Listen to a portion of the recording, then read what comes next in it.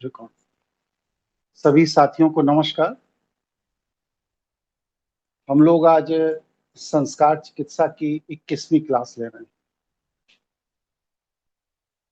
और ये जो हम लोगों का विषय है, इस विषय पर बहुत कुछ चर्चा अभी हो चुकी है। पिछली बार भी बड़ी महत्वपूर्ण चर्चा हुई थी। किसी साथी को कोई प्रश्न, कोई जिज्ञासा हो, कुछ पूछना चाहते हो तो अपनी बात रखें, जिससे कि आगे के विषय को नियमित रूप से रखा जा सके। कोई साथी कोई अपनी बात रखना चाहते हैं? जी गुरुजी, प्रणाम। पुनीत बोल रहा हूँ। बोलिए पुनीत जी। गुरुजी, मेरे को पूछना था, ये रसा स्वादन जो है ये कितनी प्रकार का होता है?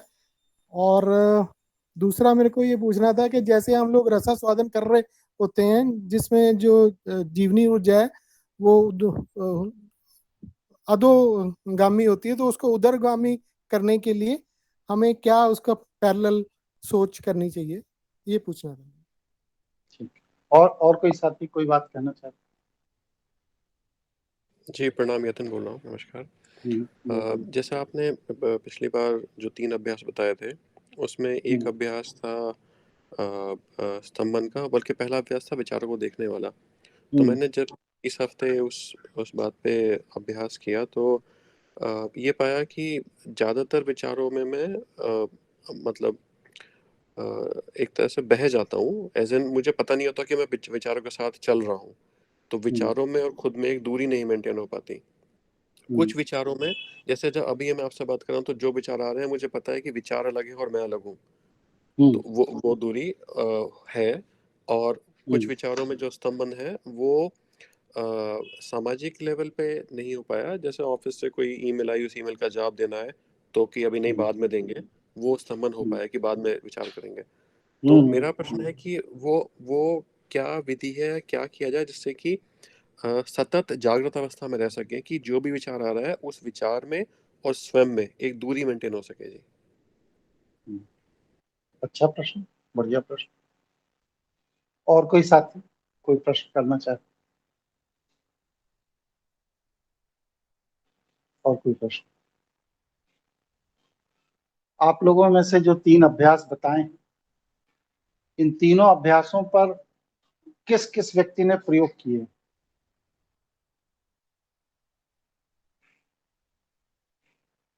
प्रणाम गुरुजी, विपिन बोल। मैंने किए हैं, छोटे छोटे। आवाज नहीं आ रही विपिन जी, आपकी बहुत धीमी आवाज है। हाँ गुरुजी, मैंने किए हैं कई चीज़ों पे प्रयोग, जैसे आत्मचिंतन, विपरीत विचार परीक्षण और वैचारिक स्तंभन, तीनों पे ही किए हैं। रिजल्ट्स भी रहे हैं।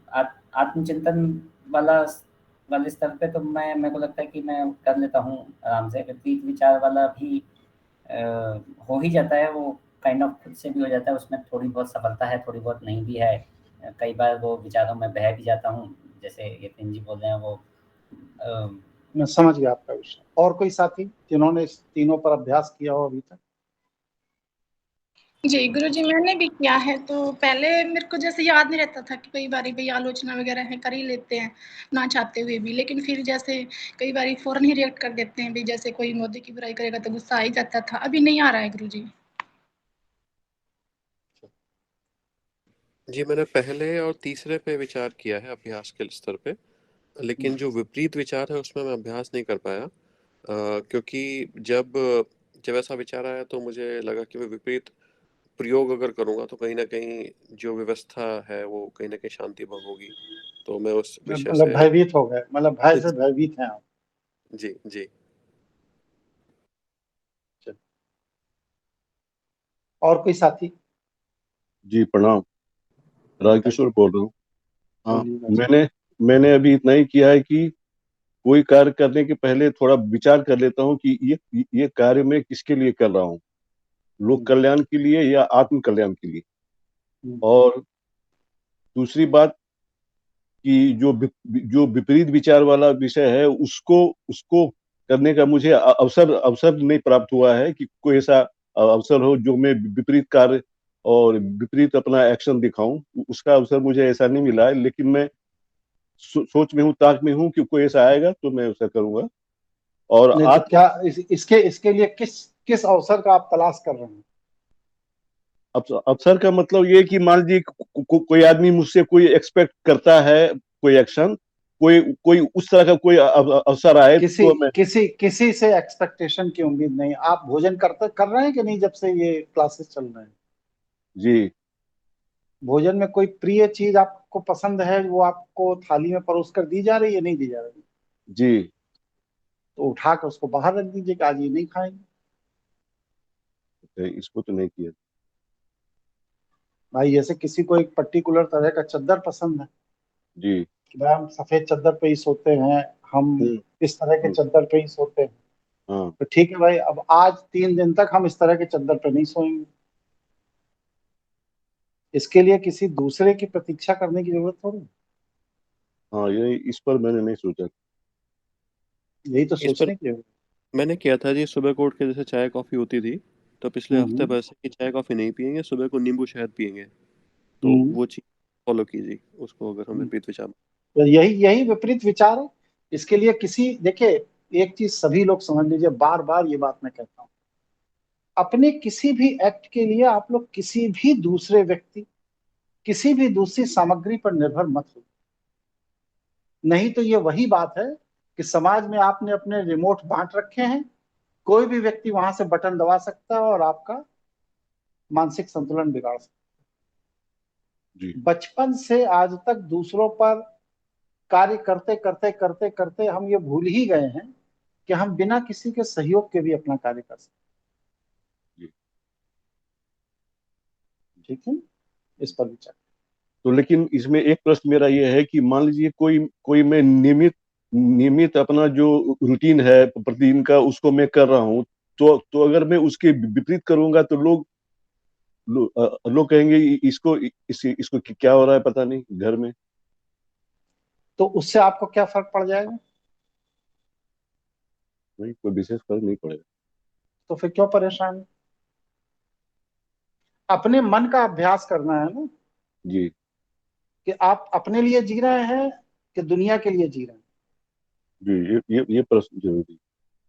नहीं, मुझे जवाब दीजिए, आप अपने लिए जी रहे हैं कि दुनिया के जीने के, दुनिया आपको जिंदा रखना चाहता है इसलिए जी रहे हैं? नहीं, अपने लिए तो मुख्यतः जी रहे हैं, लेकिन तो जब अपने लिए जी रहे हैं, तो जिस चीज में हमें खुशी मिले, जिसमें मेरा चिंतन सकारात्मक हो, जिसमें मेरा आत्म उत्थान हो, जिसमें हमको सुधार संशोधन की जरूरत महसूस हो, वो हम अपने लिए करेंगे ना। इसके लिए हम किसी और को देखकर थोड़ी प्रभावित हों। जी बिल्कुल सही बात। दुनिया में आप अगर किसी दूसरे को देखेंगे तो हमेशा पूरी दुनिया पतन की तरफ है, सदियों से, जब से जी मनुष्य प्रजाति बनी। तभी तो पूरे दुनिया में युद्ध होते रहे। हर आदमी दूसरे को गिरा देना चाहे और जीत जाना चाहे। तो अगर आप दुनिया को संतुष्ट करने के लिए हैं, तो आप प्रतिक्षण हारने के लिए तैयार हो जाइए फिर। हाँ, ये बात महत्वपूर्ण है। तो हमें किसी और के लिए करना ही नहीं है, हमें अपने लिए करना, अपने आत्म उत्थान के लिए करना है। आज हम कुर्ता पैजामा पहनते हैं, एक उदाहरण। आज हमारा मन है ट्रैक सूट पहनने का, हम ट्रैक सूट पहनेंगे। नहीं है तो बरमूडा पहनेंगे, हाफ टी शर्ट पहन के घूमेंगे। जी अब जो आदमी पिछले 70 साल से हमें कुर्ता पैजामा में देख रहा है, धोती कुर्ते में देख रहा है, वो बरमूडा ट्रैक सूट में देखेगा तो उसको एक तो अंदर से हलचल हो जाएगी। ठीक है, ये आपकी हलचल है, आपकी मानसिक स्थिति वहीं ठहर गई है हमारे विषय में, कि जी आप मुझे कुर्ते पैजामे में देखते चले आए हैं। अब आप उससे इतर मुझे देखे ही नहीं है, सोच ही नहीं सकते हैं, आपका विचार उससे अलग जा ही नहीं सकता है। तो यह आपकी मानसिक कमजोरी है। आप जी, मानसिक रूप से कमजोर हैं, इसलिए मैं आपके लिए मानसिक रूप से कमजोर नहीं बन जाऊंगा। सही बात। इसलिए आत्मचिंतन, आत्म विकास के लिए सबसे पहले अपनी मर्यादाओं को तोड़ना पड़ता है। किसी भी बीज के अंदर पौधा दिखाई नहीं देता। कहीं भी ऐसा नहीं है कि पौधे का स्वरूप बीज को तोड़कर देखा जा सके, जी लेकिन वह बीज अनुकूल परिस्थितियों में पौधा बन जाता है। और जब बन जाता है तो दुनिया देख लेती है। अब बीज यह सोच के संकोच करे कि अरे मेरे पौधे के स्वरूप को दुनिया ने नहीं देखा, अगर वह मेरे पौधे के स्वरूप को देखेगी तो आश्चर्यचकित हो जाएगी, इसलिए मैं बीज ही बना रहूंगा, पौधा नहीं बनूंगा। तो ऐसे बीज को नपुंसक बीज कहा जाता है, जो होता तो बीज के रूप में है लेकिन किसी कार्य का नहीं है। जी सहमत हूँ। ठीक है ना? जी सहमत।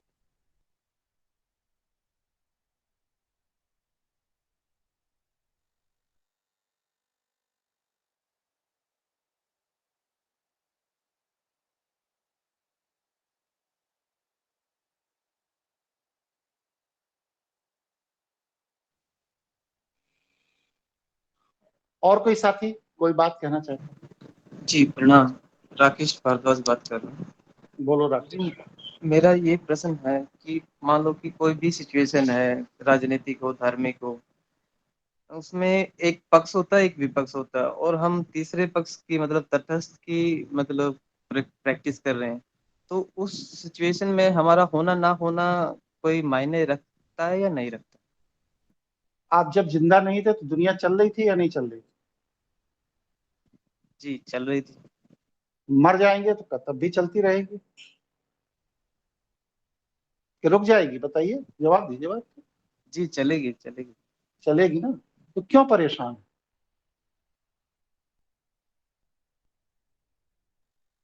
देखिए, ये समझ लीजिए कि व्यक्ति चार ही तरह की पूरी दुनिया में है, पांचवें तरह का कोई व्यक्ति बन ही नहीं सकता।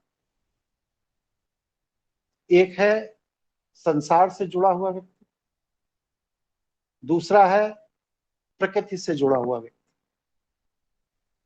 संसार से जुड़े हुए व्यक्तियों में दो कैटेगरी है, एक अंतर्मुखी, एक बाह्यमुखी। प्रकृति से जुड़े हुए व्यक्ति में दो कैटेगरी है, एक अंतर्मुखी, एक बाह्यमुखी। तो जो संसार से जुड़ा हुआ अंतर्मुखी व्यक्ति है वो मानसिक रोगी है, अवसादग्रस्त है, भयभीत है, इसलिए वह अपनी बात समाज के सामने नहीं रखता। और जो इस संसार में बहिर्मुखी है वो पूरे संसार के सारे उपद्रव का कारण है। दुनिया में जितने युद्ध हुए ये बहिर्मुखी लोगों ने किए। जितने बड़े नेता हैं, जितने बड़े समाज सुधारक हैं, जितने बड़े व्यवस्था परिवर्तक हैं, जितने क्रांतिकारी हैं, जितने लेखक हैं, जितने उपन्यासकार हैं, जितना जो भी समाज में बौद्धिक चिंतन के लिए परोसा गया है, ये सब सांसारिक बहिर्मुखी लोग जो अपने विचार को संसार में डालते रहते हैं, डालते रहते हैं, डालते। और संसार इनसे प्रभावित होकर संसार के अंदर हजार तरह के उपद्रव खड़ा करता है। इसी तरह प्रकृति के साथ जो है उसमें जो अंतर्मुखी वो आत्मचिंतन में लगे हैं, आत्म कल्याण में लगे हैं, अपने ध्यान साधना, अपनी जीवनी ऊर्जा के विकास में लगे। और जो लोग प्रकृति के साथ होकर बहिर्मुखी हैं वो उपदेशक हैं, कथावाचक हैं, ईश्वर और प्रकृति के सिद्धांतों को समाज को बता देना चाहते हैं, समझा देना चाहते हैं, वेद पुराण उपनिषद ग्रंथ लिख देना चाहते हैं जिससे कि समाज जाने प्रकृति के रहस्य क्या है। और इन चार लोगों के अलावा इस धरती पर कोई पांचवी नस्ल नहीं। पांचवी जो नस्ल है वह पशु। आप अपने को किस श्रेणी में रखते हैं समझ लीजिए। अगर आप अंतर्मुखी हैं और सांसारिक हैं तो आप मानसिक रोगी हैं, अवसादग्रस्त हैं, आपको उससे बाहर निकलना है। और अगर आप सांसारिक हैं और बहिर्मुखी हैं तो आप समाज के हर उपद्रव का कारण हैं, क्योंकि आप ही जैसे लोग हैं जिन्होंने लाखों लोगों को इस दुनिया में मार डाला या मरवा दिया। और अगर आप प्रकृति के साथ हैं और अंतर्मुखी हैं तो आप आत्मचेतना, आत्म कल्याण, आत्मशोधन, अपनी जीवनी ऊर्जा के विकास में लगे हैं, जिस लिए आप पृथ्वी पर आए हैं। और अगर आप प्रकृति के साथ हैं और बहिर्मुखी हैं तो आप जैसे लोग दूसरों का मार्गदर्शन करें, दोहे के रूप में करेंगे, प्रवचन के रूप में करेंगे, उपदेश के रूप में करेंगे, वेद के रूप में करेंगे, पुराण के रूप में करेंगे, उपनिषद के रूप में करेंगे, वेदांत के रूप में करेंगे, कुरान लिखेंगे, बाइबल लिखेंगे, गीता लिखेंगे, कुछ भी लिखेंगे, लेकिन ये सब वह लोग हैं जो प्रकृति के तरफ झुके हुए हैं लेकिन बहिर्मुखी। जो अंतर्मुखी है और प्रकृति के साथ है उसको इस दुनिया में किसी की जरूरत नहीं। वह सदैव मां के गर्भावस्था में रहता है, संसार उसकी मां का गर्भ है और उसमें वह अपने निजी कल्याण, निजी कामना, निजी स्वार्थ, निजी व्यवस्था, निजी चिंतन के लिए जी रहा है। उसका ना संसार में कोई दोस्त होता है, ना दुश्मन होता है, ना किसी से प्रतिस्पर्धा होती है, ना किसी से आगे बढ़ने की उसकी कोई चाहत है, ना पीछे छूट जाने का उसके साथ कोई भय। आप अपने को राकेश जी किस श्रेणी में रखते हैं? जी, अभी तक तो संसारिक अंतर्मुखी थे, लेकिन अगर सर हम जो आध्यात्मिक अंतर्मुखी की तरफ बढ़ रहे हैं ना, तो फिर जब आप आध्यात्मिक अंतर्मुखी की तरफ बढ़ रहे हैं तो फिर दुनिया के प्रपंच से आपको क्या लेना? क्यों परेशान है उस कार्य के लिए जिस रास्ते पर आपको जाना नहीं?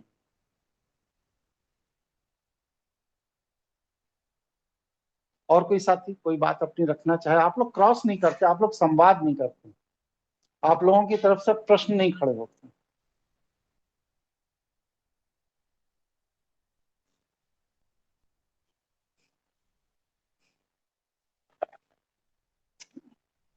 बोलिए भाई, आप लोग कुछ बोलेंगे कि बस सिर्फ मुझे ही बोलना?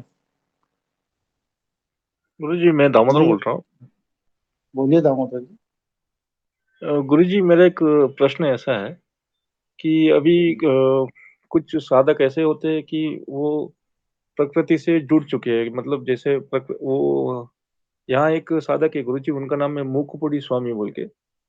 वो कपड़े वपड़े कुछ आप अपना उदाहरण दीजिए, किसी व्यक्ति का नाम मत लीजिए।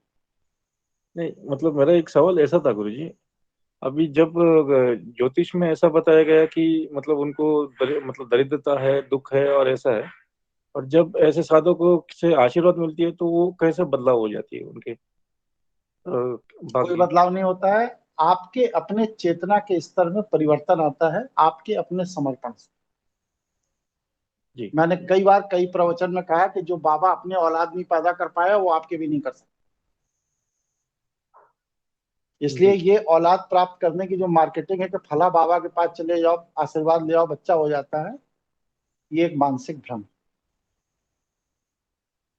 जी अगर जी उसकी साधना का स्तर आपसे बेहतर है, जी उसकी चेतना का स्तर आपसे बेहतर है, तो आप जब ऐसे व्यक्ति के संपर्क में आते हैं तो आपकी चेतना को उससे बल मिलता है, जी जी और बल मिलने पर आपकी चेतना का स्तर थोड़ा ऊपर हो जाता है।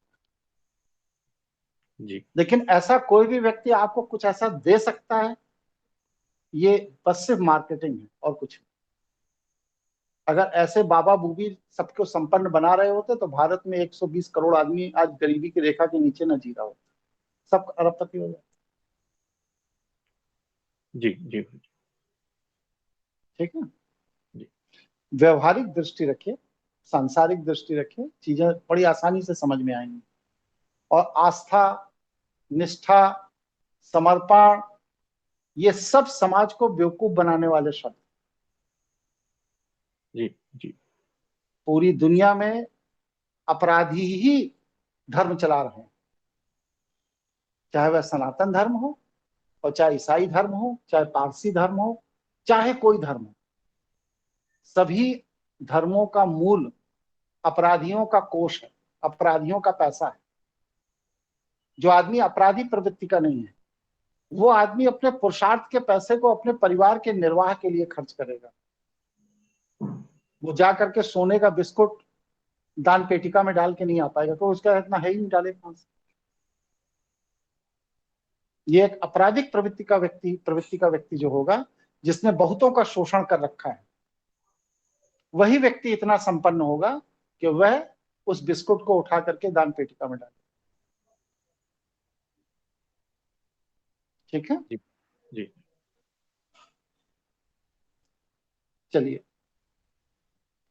तो जैसा हमने पहले बतलाया कि आत्मचिंतन व्यक्ति को करना चाहिए, क्योंकि हम इसी एकमात्र कार्य के लिए इस पृथ्वी पर आए। आप अपने किए हुए प्रत्येक कार्य पर बार बार पुनर्विचार करें। इस धरती पर कोई भी व्यक्ति आपका कल्याण नहीं कर सकता। जितने बाबा बुबी, मंदिर, मठ, मस्जिद, कथा, प्रवचन जितनी भी हैं, ये सब मार्केटिंग और कुछ, इससे किसी का कल्याण नहीं होता। एक धार्मिक मनोरंजन के अलावा ये सब और कुछ नहीं। आपको आपका आत्मकल्याण आपके अपने चिंतन से ही प्राप्त होगा। आप अपने हर एक्ट पर बार बार पुनर्विचार करिए, और बस सिर्फ एक ही पैरामीटर होना चाहिए कि ये जो कार्य मैं कर रहा हूं, ये मेरे आत्मकल्याण में मेरी चेतना की ऊर्जा को विकसित करने में सहायक है या नहीं। अगर सहायक है, बहुत अच्छा। नहीं है तो फिर वह कृत्य आपके चेतना के स्तर को निश्चित रूप से नीचे गिरा रहा है, क्योंकि आपका प्रत्येक विचार आपके चेतना के स्तर को या तो बढ़ाता है या गिराता है।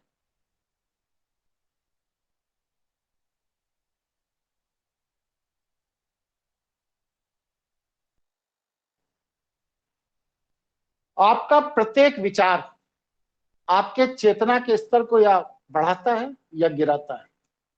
ऐसा कभी नहीं होता कि आप विचार करें और आपकी चेतना का स्तर स्थिर रहे, कभी नहीं।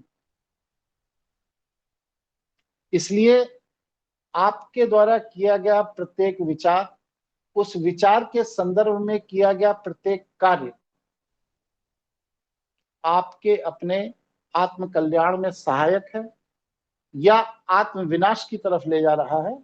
यह विश्लेषण बार बार करते करते आपको यह पता लगने लगेगा कि आप दिन भर में न जाने कितने ऐसे कार्य करते हैं जिनसे आपका आत्म कल्याण नहीं होता बल्कि आत्म विनाश होता है, और आपको पता भी नहीं चलता।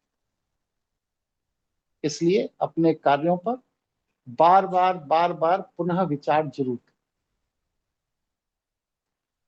इसके अतिरिक्त संसार के विरुद्ध या परिवार के विरुद्ध जाने की जरूरत नहीं। आप जब संसार या परिवार के विरुद्ध जाते हैं तो आप संसार और परिवार से दुश्मनी मोल नहीं लेते, आप अपने आप को नष्ट करने लगते हैं, आप अपनी शांति भंग करने लगते हैं। और कुछ दिनों तक यह शांति भंग करते आपकी ऐसी मन स्थिति हो जाती है कि फिर आपको संसार को चढ़ाने में या अपने परिवार को चढ़ाने में इतना मजा आने लगता है कि अगर चढ़ाने का अवसर ना मिले तो आप परेशान रहने लगे। इसलिए हमें किसी को चढ़ाना नहीं है, ना संसार को चढ़ाना है ना परिवार को चढ़ाना। हमें क्या करना है? हमें अपनी मौज में जीना है।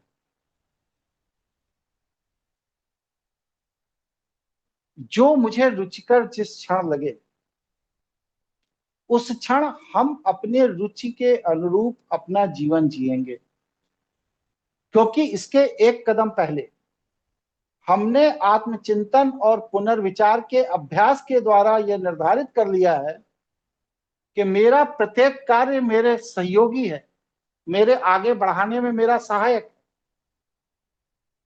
इसलिए मैं किसी भी मर्यादा में नहीं रहूंगा, अपनी मौज में रहूंगा, क्योंकि वह जो मेरे मौज का क्षण है वह मेरे आत्मचिंतन पुनर्विचार के अभ्यास के कारण निरंतर मेरे वह मौज का क्षण मेरी चेतना ऊर्जा को ऊर्ध्वगामी बनाने में सहायक। जिस व्यक्ति ने आत्मचिंतन और पुनर्विचार का अभ्यास नहीं किया है वह व्यक्ति यदि मौज में जिएगा तो वह मौज में नहीं जिएगा, वह उत्खल पुरुष हो जाएगा। और उत्खनन पुरुष जो होता है वह अपना विनाश भी करता है और समाज का विनाश भी। इसलिए हमें मौज में जीना है। मौज में जीने की पहली शर्त है, मौज में तो बाद में जीना है, उसके पहले की शर्त है कि आपको आत्मचिंतन और पुनर्विचार के अभ्यास के द्वारा ऐसे ही विचारों को आत्मसात करना है जिससे आपकी जीवनी ऊर्जा ऊर्ध्वगामी। इस अभ्यास के साथ जब आप मौज में जिएंगे तो वह मौज आपके लिए औषधि का कार्य करेगी, आपके विकास का कार्य करेगी। आपके अंदर से द्वेष है, ईर्षा है, घृणा है, प्रतिस्पर्धा है, ये सारे विचार खत्म कर देते, क्योंकि ये सारे विचार आते ही तब हैं जब हमारे आत्मचिंतन का स्तर अधोगामी होता है। अगर हम उधर्वगामी चिंतक हैं, उधर्वगामी विचारक हैं, तो हमारे अंदर इस तरह के नकारात्मक विचार पैदा ही नहीं हो सकते। तो यह मौज की जो स्थिति है, ये हमारे विपरीत विचार परीक्षण की स्थिति। भाई चाय पीते हैं, आज हमने निश्चय कर लिया कि अब 3 दिन तक बिना चीनी की चाय पिए। इसमें किसी को क्या क्षति है? ये मेरी अपनी मौज है, 3 दिन बिना चीनी पिए। और फिर कभी मौज आ गई कि भाई चीनी और चाय की पत्ती रहेगी लेकिन दूध नहीं डालेंगे, अब 1 हफ्ते बिना दूध के पिए। ये मेरी अपनी मौज है। विपरीत विचार परीक्षण। ये भी स्थिति हो सकती है कि हम 10 दिन चाय पिएंगे लेकिन उसमें चाय की पत्ती नहीं डालेंगे, बाकी सब रहेगा। ऐसी चाय भी पिएंगे, क्योंकि ये भी अपनी मौज है, अपना विचार है। क्यों? क्योंकि इससे हमें यह पुनर्विचार करने का मौका मिल रहा है कि ऐसा तो नहीं कि हम चाय के अधीन हो गए। चाय की निकोटीन ने हमें अपना गुलाम कर लिया। चाय की तलब मेरी वासना, मेरी कामना का हिस्सा तो नहीं होगी। कभी हम 3 गुना नमक डाल के खाना खा लेंगे, और कभी ये भी संकल्प ले सकते हैं कि 3 दिन बिना नमक के खाना खा लेंगे। ये अपनी मौज है, अपनी मस्ती है। तो इस तरह विपरीत विचार परीक्षण में जीने का अभ्यास करें। जो चीजें बहुत पसंद है स्वाद की वजह से, वो चीज थाली में आई, आपने कटोरी खीर की उठाकर कटोरी बाहर रख दी थाली के। आपकी सबसे फेवरेट चीज पूरे खाने में वह चावल की खीर है, लेकिन आपने अपनी मौज में वह खीर की कटोरी निकाल के बाहर रख दी कि भाई इसे नहीं खाएंगे, बाकी सब खाएंगे। या आज 4 कटोरी खीर खाएंगे। ये आपकी अपनी मौज है, अनिश्चितता। इसके लिए कोई विचार नहीं है, कोई चिंतन नहीं है, कोई योजना नहीं है, किसी को चिढ़ाना नहीं है, किसी को परेशान नहीं करना है, लेकिन यह हमारे अपने अंदर की चेतना की आवाज को सुनने का अभ्यास करना। जैसी अंदर से आवाज आई वैसा करते चले जाओ। फिर ये दोनों कदम जब पूरे हो गए तो तीसरे कदम पर आ जाइए, विचार प्रतिक्रिया स्तंभन। क्योंकि आदमी भौतिक रूप से तो चीजों का निर्धारण कर लेता है कि भाई खीर की कटोरी भौतिक चीज है, बाहर रख दिया। नमक भौतिक चीज है, ज्यादा डाल लिया।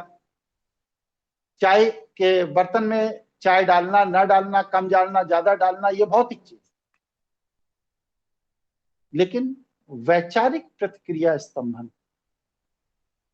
बचपन से जो हमें प्रशिक्षित किया गया है कि पिताजी की आवाज सुनी और खड़े हो गए, बॉस की आवाज सुनी खड़े हो गए, वाइफ की मोबाइल के फोन की घंटी बजी, वाइफ का नाम देखा, तुरंत घबरा के फोन उठा लिया। ये क्या है? यह सारे के सारे क्षण आपके चेतना के स्तर को दबा देते हैं, गिरा देते हैं। आपको पता भी नहीं चलता। और गिरते गिरते गिरते गिरते आप इतना अभ्यस्त हो जाते हैं कि मोबाइल की स्क्रीन पर पिता का नाम देखते ही, पत्नी का नाम देखते ही, मास्टर का नाम देखते ही, बॉस का नाम देखते ही आपके अंदर केमिकल बन के आपकी चेतना के स्तर को नीचे गिराने वाला रिलीज हो जाता है और आपको पता भी नहीं चलता।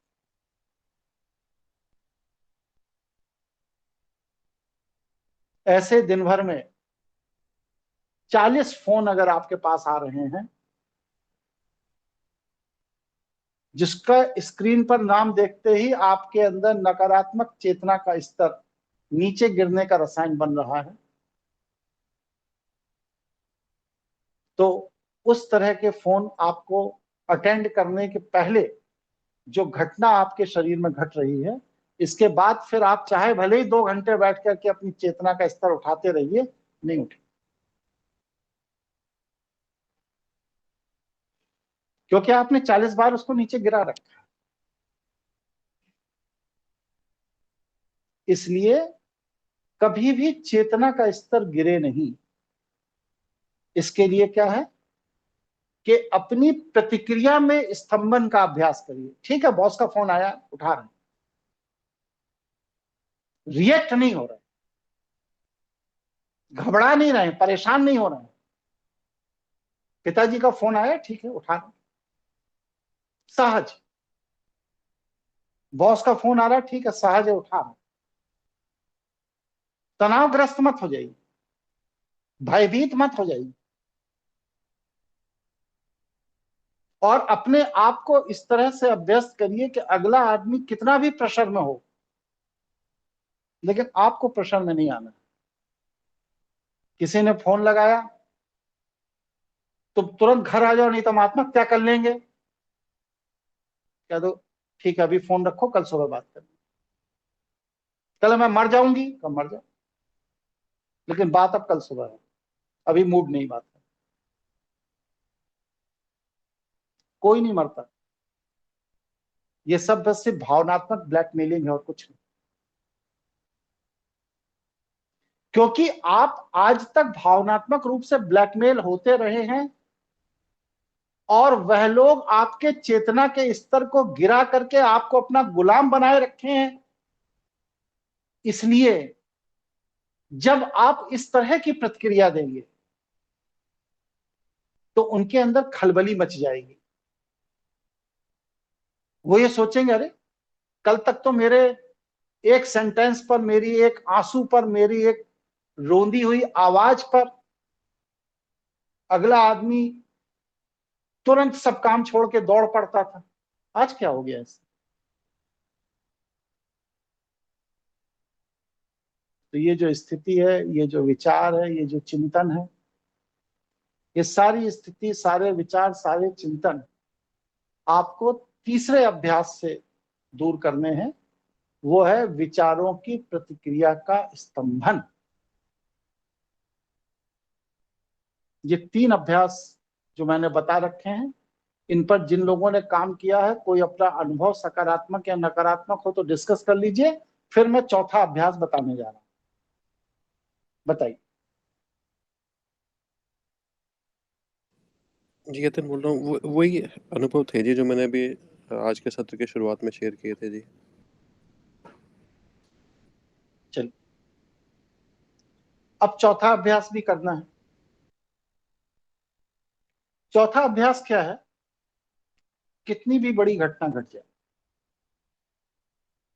आपको उसमें लिप्त नहीं होना है। उस घटना के प्रति आपका दृष्टा भाव होना चाहिए। गाड़ी लड़ गई, अब तो लड़ गई ना, टूट गई ना, वर्कशॉप जाएगी, मिस्त्री बनाएगा।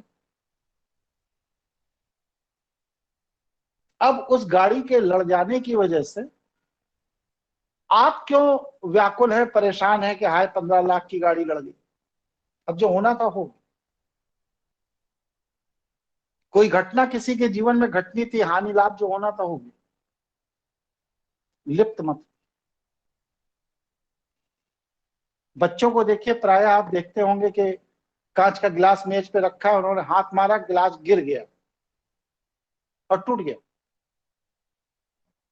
हम बच्चे को डांटते हैं कि तुमने देखा नहीं गिलास तोड़ दिया, आगे से नहीं टूटना चाहिए, ध्यान रखना, ये करना वो करना। ये हम उसको मानसिक रूप से व्यवस्थित कर रहे हैं। लेकिन उस बच्चे की अपनी मौज क्या है कि ठीक है टूट गया, वह उससे निर्लिप्त है। उसके टूटने से ना वो खुश हो रहा है ना वो दुखी हो रहा है। अगर वह उसके टूटने से दुखी हो रहा है या खुश हो रहा है तो यह आपके द्वारा उसको सकारात्मक या नकारात्मक दिया गया प्रशिक्षण है, जिस कारण से वह दुखी हो रहा है कि डैडी मारेंगे, मम्मी डांटेंगी, चाचा जी क्या कहेंगे, मामा जी क्या कहेंगे। क्यों? क्योंकि उसके ब्रेन ने यह अनुभव कर रखा है कि पिछली बार जब टूटा था तो डैडी ने मारा था, मम्मी ने डांटा था, चाचा जी ने कान खींचा था वगैरह। उस अनुभव के आधार पर वह भयभीत। लेकिन अगर उसने गिलास तोड़ दिया और उसके अंदर पहली बार, जब सबसे पहली बार उसने तोड़ा और आपने उस बच्चे के साथ कोई रिएक्शन नहीं दिया,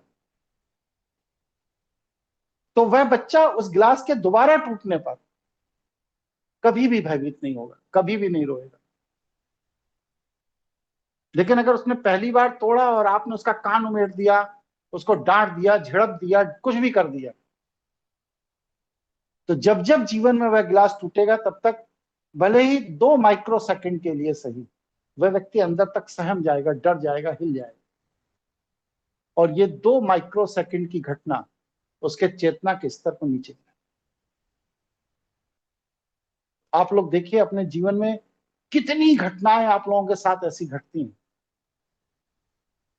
और आप सुबह से शाम तक कितनी घटनाओं के प्रभाव में अपने चेतना के स्तर को गिरा लेते हैं। क्यों?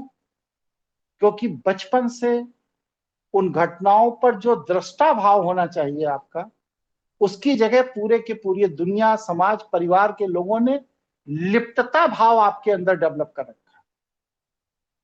इसलिए आपका मस्तिष्क प्रत्येक घटना के साथ लिप्त होने लगा, इन्वॉल्व होने लगा, अपने आप को उस घटना का हिस्सा समझने लगा।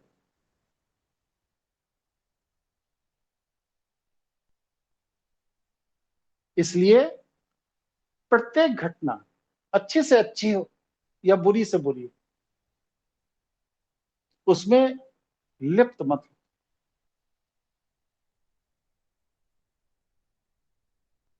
यहां तक किसी को कोई प्रश्न, कोई जिज्ञासा हो तो पूछिए।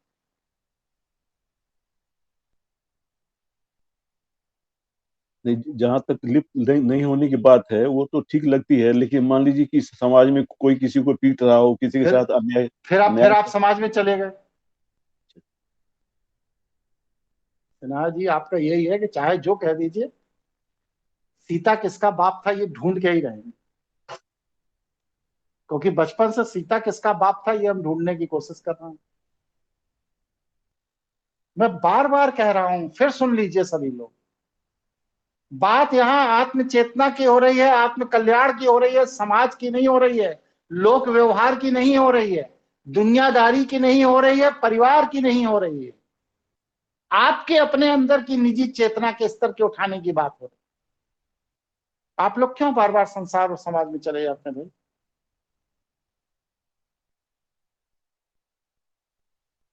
समझ में आया सिन्हा जी आपको? जी क्या संसार और समाज के बिना जिया नहीं जा सकता क्या? बिल्कुल कह सकते। मां के गर्भ में कोई संसार था और ना ही कोई समाज था, वहीं आपका विकास हुआ।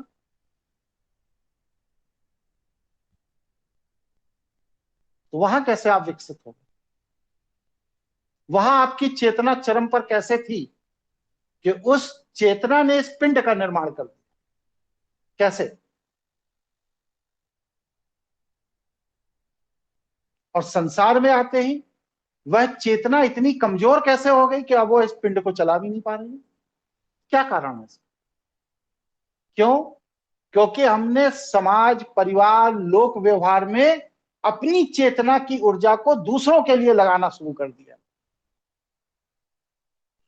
वैसे ही है जैसे कि हमने अपने पावर बैंक से दूसरों के मोबाइल चार्ज करने शुरू कर दिए, इसलिए हमारे पावर बैंक की बैटरी कमजोर है।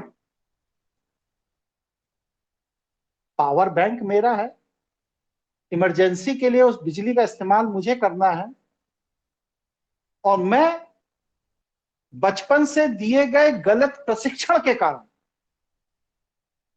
अपनी उस चेतना की ऊर्जा के पावर बैंक का इस्तेमाल समाज के लिए, परिवार के लिए, नातेदार के लिए, रिश्तेदार के लिए, बड़े भाई, छोटे भाई, रिश्तेदार, मामा, चाचा, फूफा, ताऊ के लिए करते चले आ रहे हैं। क्यों? क्योंकि ये सभी लोग आपसे चेतना में नीचे हैं, और ये सभी लोग आपसे चेतना में नीचे हैं, इसलिए आप अपनी चेतना की ऊर्जा से उनका उत्थान चाहते हैं। उनका उत्थान नहीं होगा क्योंकि वह अपने अंदर सुधार नहीं करेंगे, परिवर्तन नहीं करेंगे, लेकिन उनकी चेतना के स्तर को उठाने के चक्कर में आपकी चेतना का स्तर जरूर गिर जाए।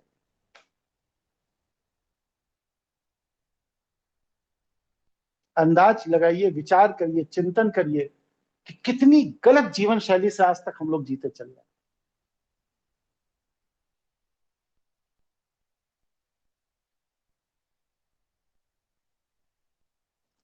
कोई व्यक्ति अपनी बात रखना चाहता हो तो रखे। जी, जी मन इसमें में मेरा एक जो बोलिए अध्यक्ष। जो अभी तक जो मेरा मानसिक स्तर था वही था कि सबका उत्थान हो, ये मेरे मन में भाव था ना, एक विराट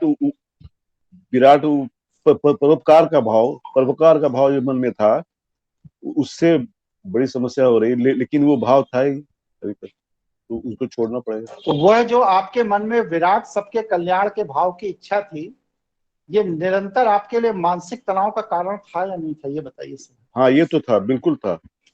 तो जब मानसिक तनाव का कारण था तो वह आपकी चेतना के स्तर को हिरास से कर रहा था, गिरा रहा था कि नहीं?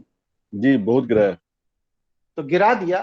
तो जब आप जान रहे हैं कि वो मार्ग गलत था जिसने मेरी चेतना की ऊर्जा को नष्ट कर दिया, फिर अब उस मार्ग पर चलने की बात क्यों? हमें तो अपने आत्म कल्याण के मार्ग पर चलना है। यति बोलो। जी, मैं बता रहा था कि मैं जैसे ब्रह्मास्मि क्रिया योग की साधना कर रहा था, तो मेरे मणिपुर चक्र में अच्छा खासा स्पंदन हो रहा था पिछले 4-5 हफ्ते से। फिर पिछले हफ्ते मैं यहाँ एक मेला लगा, उसमें चला गया, इसमें 2-2.5 हज़ार लोग थे, और अगले दिन से 3-4 दिन लग गए, मेरा स्पंदन एकदम खत्म सा हो गया और उनको वापस उसी से दिखाने में। तो मेरा प्रश्न ये है कि मैंने उन लोगों से बातचीत नहीं की, विचार नहीं करा उनके बारे में, लेकिन उस परिवेश में रहा जहाँ पे कि वो लोग थे, तो उसका असर भी चेतना पे पड़ा होगा, इसी वजह से ये क्यों नहीं स्पंदन पड़े कम हुआ। होगा? क्यों नहीं पड़ा होगा? ऑरे की ऊर्जा जो आपकी है, विकसित हुई, जिसको आपने अभ्यास से विकसित किया,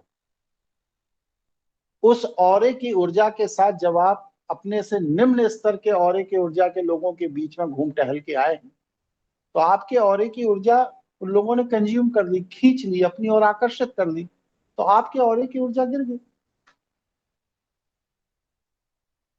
जी, सिर्फ विचार ही इसी नहीं, मतलब परिवेश का भी असर है। जी बिल्कुल, आहार, विहार, विचार, परिवेश, ये सारी चीजों का असर पड़ता जी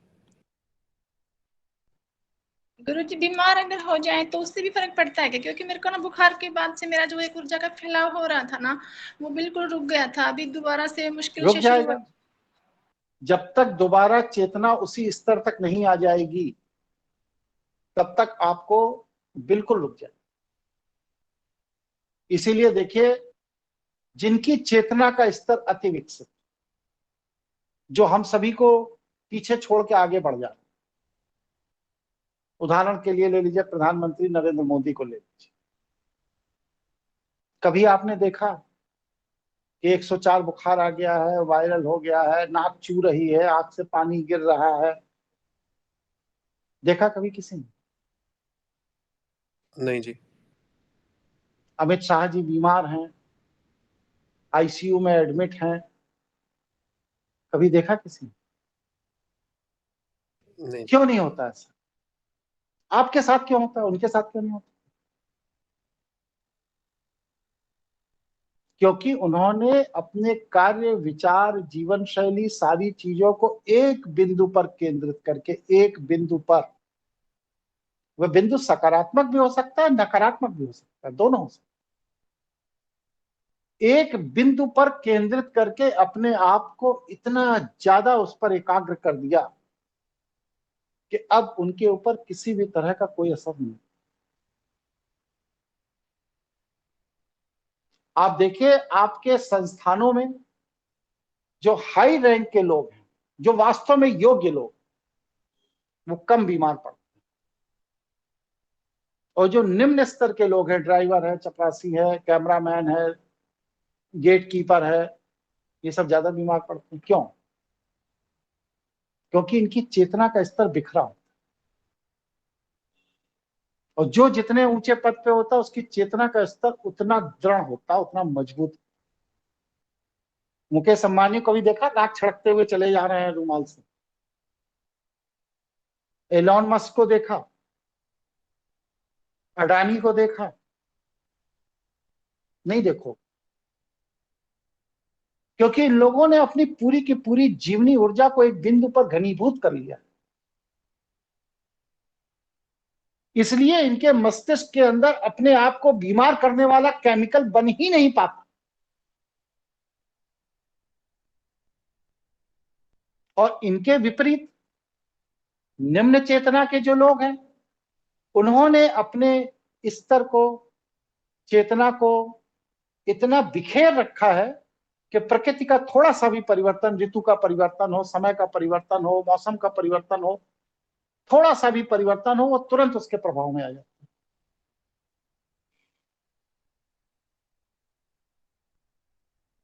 ये जी, इसमें जैसे आपने कहा कि उन्होंने अपनी चेतना को एक बिंदु पे केंद्रित कर रखा है, तो क्या ये माने कि उन्होंने कोई लक्ष्य निर्धारित कर रखा है और सारा प्रयास उस लक्ष्य की तरफ है, ये या कुछ और के अभिप्राय है जी भाई, इसमें? अगर लक्ष्य निर्धारित करके सारा प्रयास लक्ष्य की तरफ नहीं है तो देश के प्रधानमंत्री कैसे बन गए? एक सामान्य परिवार में पैदा हुआ वे। जी। किसी राजघराने में तो पैदा नहीं हुए थे। सामान्य रेलवे स्टेशन पे एक कॉन्ट्रैक्टर के बेटे थे जो कि चाय का स्टॉल चलाते थे, और वहां से वो प्रधानमंत्री तक पहुंच गए। जी। तो उसके लिए ऐसे नहीं पहुंच गए। 1985 में जब राम मंदिर आंदोलन खड़े करने की योजना संघ बना रहा था, तब उन्होंने ये निर्धारित कर दिया था कि हमें राजनीति में जाना है और भाजपा के माध्यम से देश का प्रधानमंत्री बनना है। तो 1985 से वो इस दिशा में सोचते सोचते सोचते सोचते अपने आप को एक बिंदु पर उन्होंने घनीभूत कर लिया। वो उनका लक्ष्य था, और लक्ष्य था तो लक्ष्य के अलावा और कोई काम किया नहीं। ऐसा नहीं था कि उनके जमाने में स्कूटर की फ्रेंचाइजी नहीं मिलती थी, या पान मसाला गुटखा बना के बेचना चाहते तो नहीं कर सकते थे, ऐसा नहीं, या दूध की डेयरी चलाना चाहते तो नहीं चला सकते, लेकिन नहीं किया। उनके भाई करते रहे, सभी भाई उनके यहाँ, कोई दूध बेचता था, कोई कुछ करता था, कोई फ्रेंचाइजी चलाता था, आज भी चला रहे हैं सारे भाई, लेकिन इन्होंने नहीं किया। इसलिए ये बढ़ते बढ़ते बढ़ते बढ़ते देश के प्रधानमंत्री हो गए, क्योंकि वह लक्ष्य निर्धारित करके क्रमबद्ध प्रत्येक चरण में, प्रत्येक स्टेप, प्रत्येक विचार उसी लक्ष्य की तरफ ले जा रहा था। इसलिए ये भारत के प्रधानमंत्री हो पाए। और दूसरे लोग तात्कालिक लाभ में लगे हुए थे कि स्कूटर की फ्रेंचाइजी लेकर के तत्काल कल सुबह से पैसा कमा लिया जाए, 10 ठो भैंस बांध करके दूध बेच करके तत्काल कल सुबह पैसा कमा लिया जाए। तो उन लोगों की चेतना बिखरी हुई। अब्दुल कलाम जी को देखिए, उनके दिमाग में यह था कि मुझे प्रथम प्रथम अंतरिक्ष वैज्ञानिक बनना है, दिमाग में। एक न्यूज़पेपर के हॉकर के बेटे होकर के वो आगे बढ़े न्यूज़पेपर बांटने से लेकर के देश के राष्ट्रपति तक पहुंच गए। आपका लक्ष्य क्या है? नौकरी करना, व्यापार करना? ये तो सभी कर रहे हैं।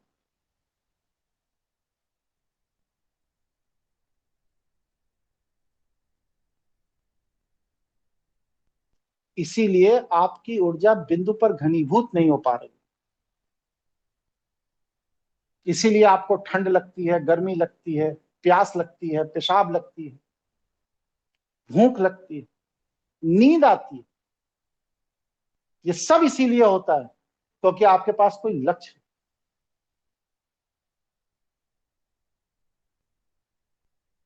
आपकी चेतना की ऊर्जा निम्नतम स्तर पे चल रही है, जैसे एक पशुओं की चलती है। आहार, विहार, निद्रा, मैथुन, इन 4 चीज के अलावा 5वीं चीज का चिंतन आप तक नहीं है। ये सभी कर रहे हैं, आप भी कर, इसीलिए आप सामान्य व्यक्ति।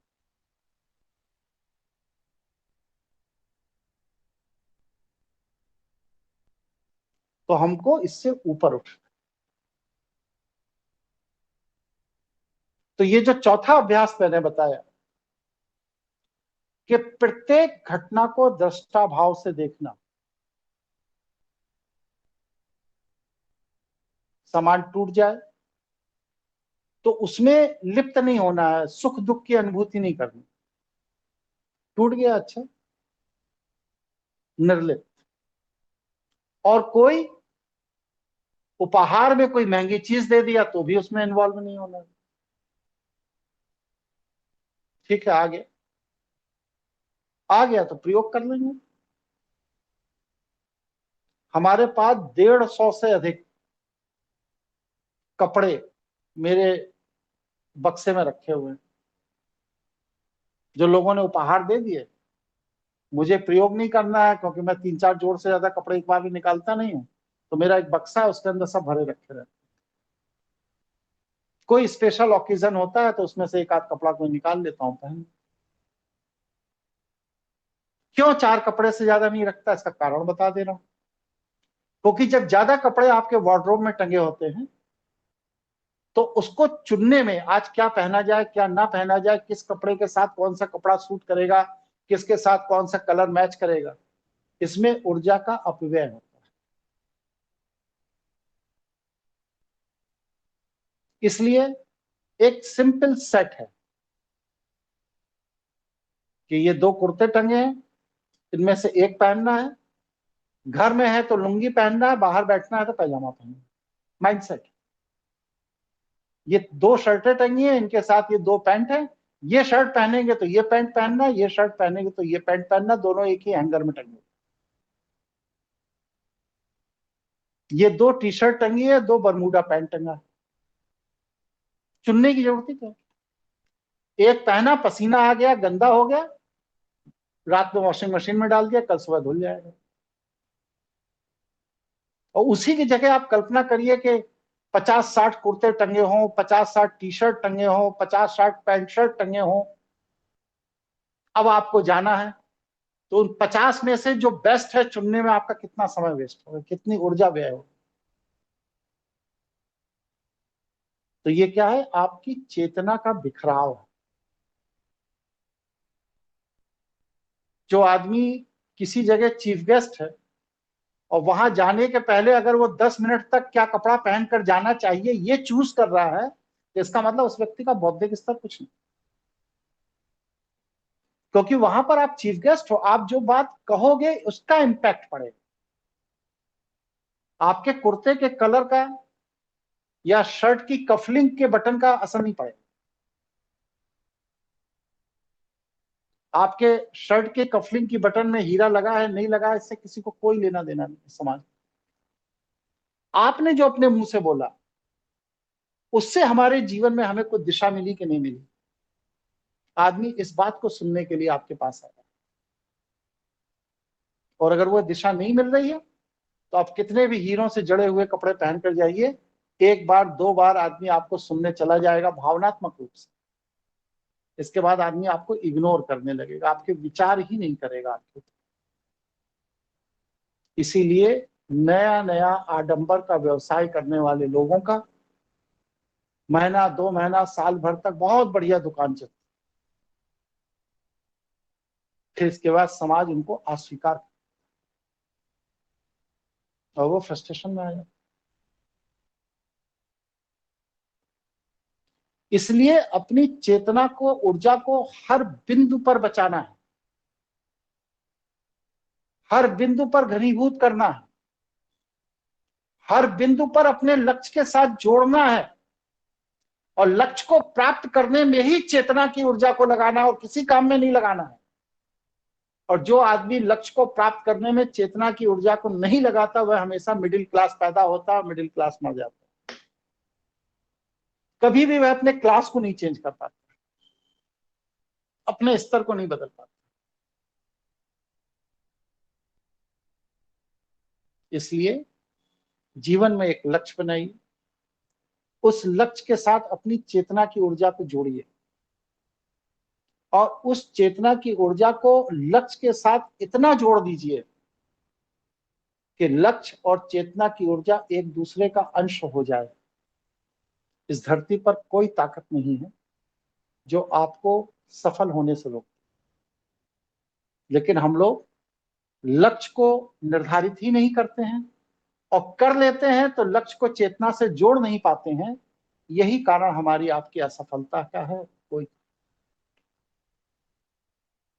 यहां तक मैंने विचार रखा, किसी के मन में कोई प्रश्न, कोई जिज्ञासा हो तो पूछिए।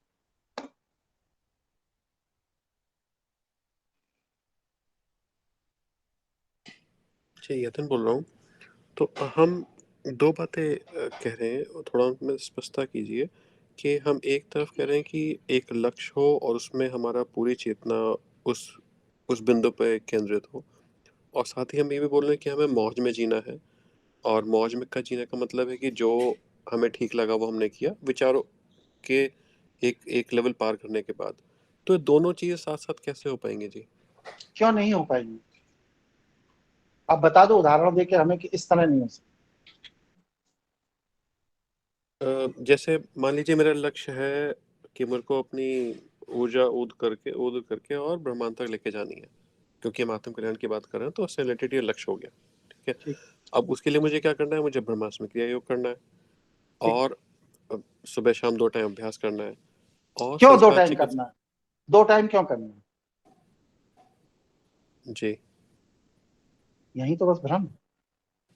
जी 2 टाइम करना है, 30 मिनट करना है, खाने के आधे घंटे पहले करना है, खाने के आधे घंटे बाद करना है। क्यों? अपनी मौज में क्यों नहीं करना है कि किसी दिन मन आया तो 6 बार करेंगे और नहीं मन आया तो 6 दिन तक नहीं करेंगे? ये विचार क्यों नहीं आता आप लोगों में? मतलब इतने दिनों के प्रशिक्षण के बाद आज तक यह मौज का भाव क्यों नहीं पैदा हो पाया आप? इसका कारण बताइए। जी, ऐसा मेरे साथ होता है, तो मुझे कई बार लगता है कि आज मन नहीं है तो नहीं करता, और जैसे कल मैं रात को 2 बजे करने बैठ गया, तो ऐसा होता है, पर उसमें एक थोड़ा-सा एक भाव ये रहता है कि सही है कि नहीं है? मतलब क्या वो सही में क्यों? मौज है या गलत मेरा क्या है? आलस है? गलत क्या है? मतलब कि वो कोई ऐसा तो नहीं कि मेरा वो आलस हो कि मैं आज नहीं कर रहा, तो वो मौज में और आलस में नहीं फ़र्क कर पाता जी मैं अभी। नहीं, आपका विवेक अभी मौज और आलस दोनों को नहीं जान रहा है। जी, जी, तो ये आपकी अज्ञानता है ना। जी, एक चीज समझ लीजिए, अभ्यास ये बहुत बड़ा चुतियापे का फार्मूला है कि अभ्यास करने से व्यक्ति सफल होता है ना। कहते हैं ना कि पत्थर पे रस्सी चलते चलते चलते चलते पत्थर पे भी निशान छोड़ देती। जी, बहुत बड़ी बेवकूफी की बात। अगर पत्थर पे चलते चलते रस्सी पत्थर पे निशान छोड़ देती है तो 14 साल हम स्कूल पढ़ने जाते हैं, इसके बाद क्यों सिगरेट पीने लगते? हमारे स्कूल में तो एक भी क्लास ऐसी नहीं होती थी जिसमें आज सिगरेट पीना सिखाया जाएगा, आज दारू पीना सिखाया जाएगा। आप क्या होती थी आपके स्कूल में ऐसी कोई क्लास? नहीं जी, बल्कि नैतिक शिक्षा की क्लास होती थी। लेकिन आदमी कहाँ से सीख जाता?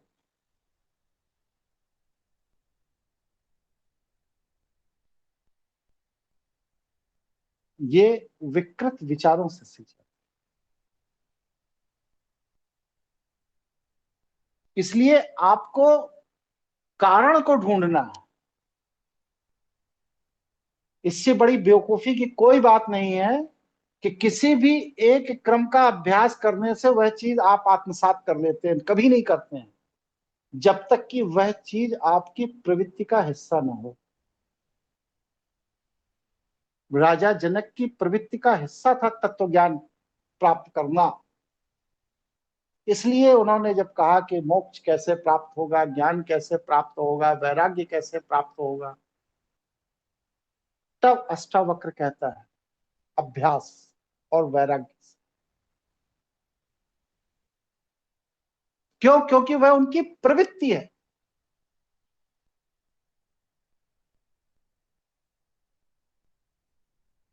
उसी तरह अगर बच्चे की प्रवृत्ति है सिगरेट पीने की, बच्चे की प्रवृत्ति है मसाला गुटखा पान मसाला खाने की, चाय पीने की, अंडा खाने की, नॉनवेज खाने की प्रवृत्ति है,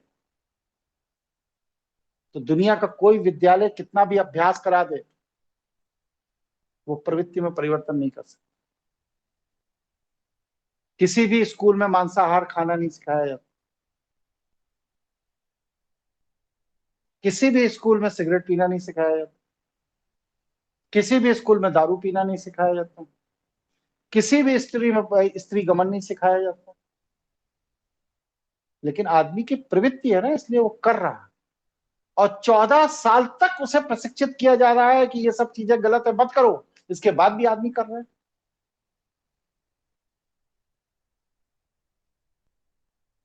क्यों कर रहा है? वो इसलिए कर रहा है कि उसकी जो अपनी चेतना है वो इतने निम्न स्तर की है कि ये बातें जो उसे स्कूल में 14 साल सिखाई जाती हैं, ये उसे व्यवहारिक नहीं लगती। इसलिए स्कूल के जीवन को वह अपने से अलग कर देता है और अपनी चेतना के अनुसार समाज के जीवन को वो अलग कर देता है। वो स्कूल के बाउंड्री वॉल पार करके, स्कूल की गली को पार करके सिगरेट खरीद लेता है, क्योंकि वह उसकी प्रवृत्ति का हिस्सा।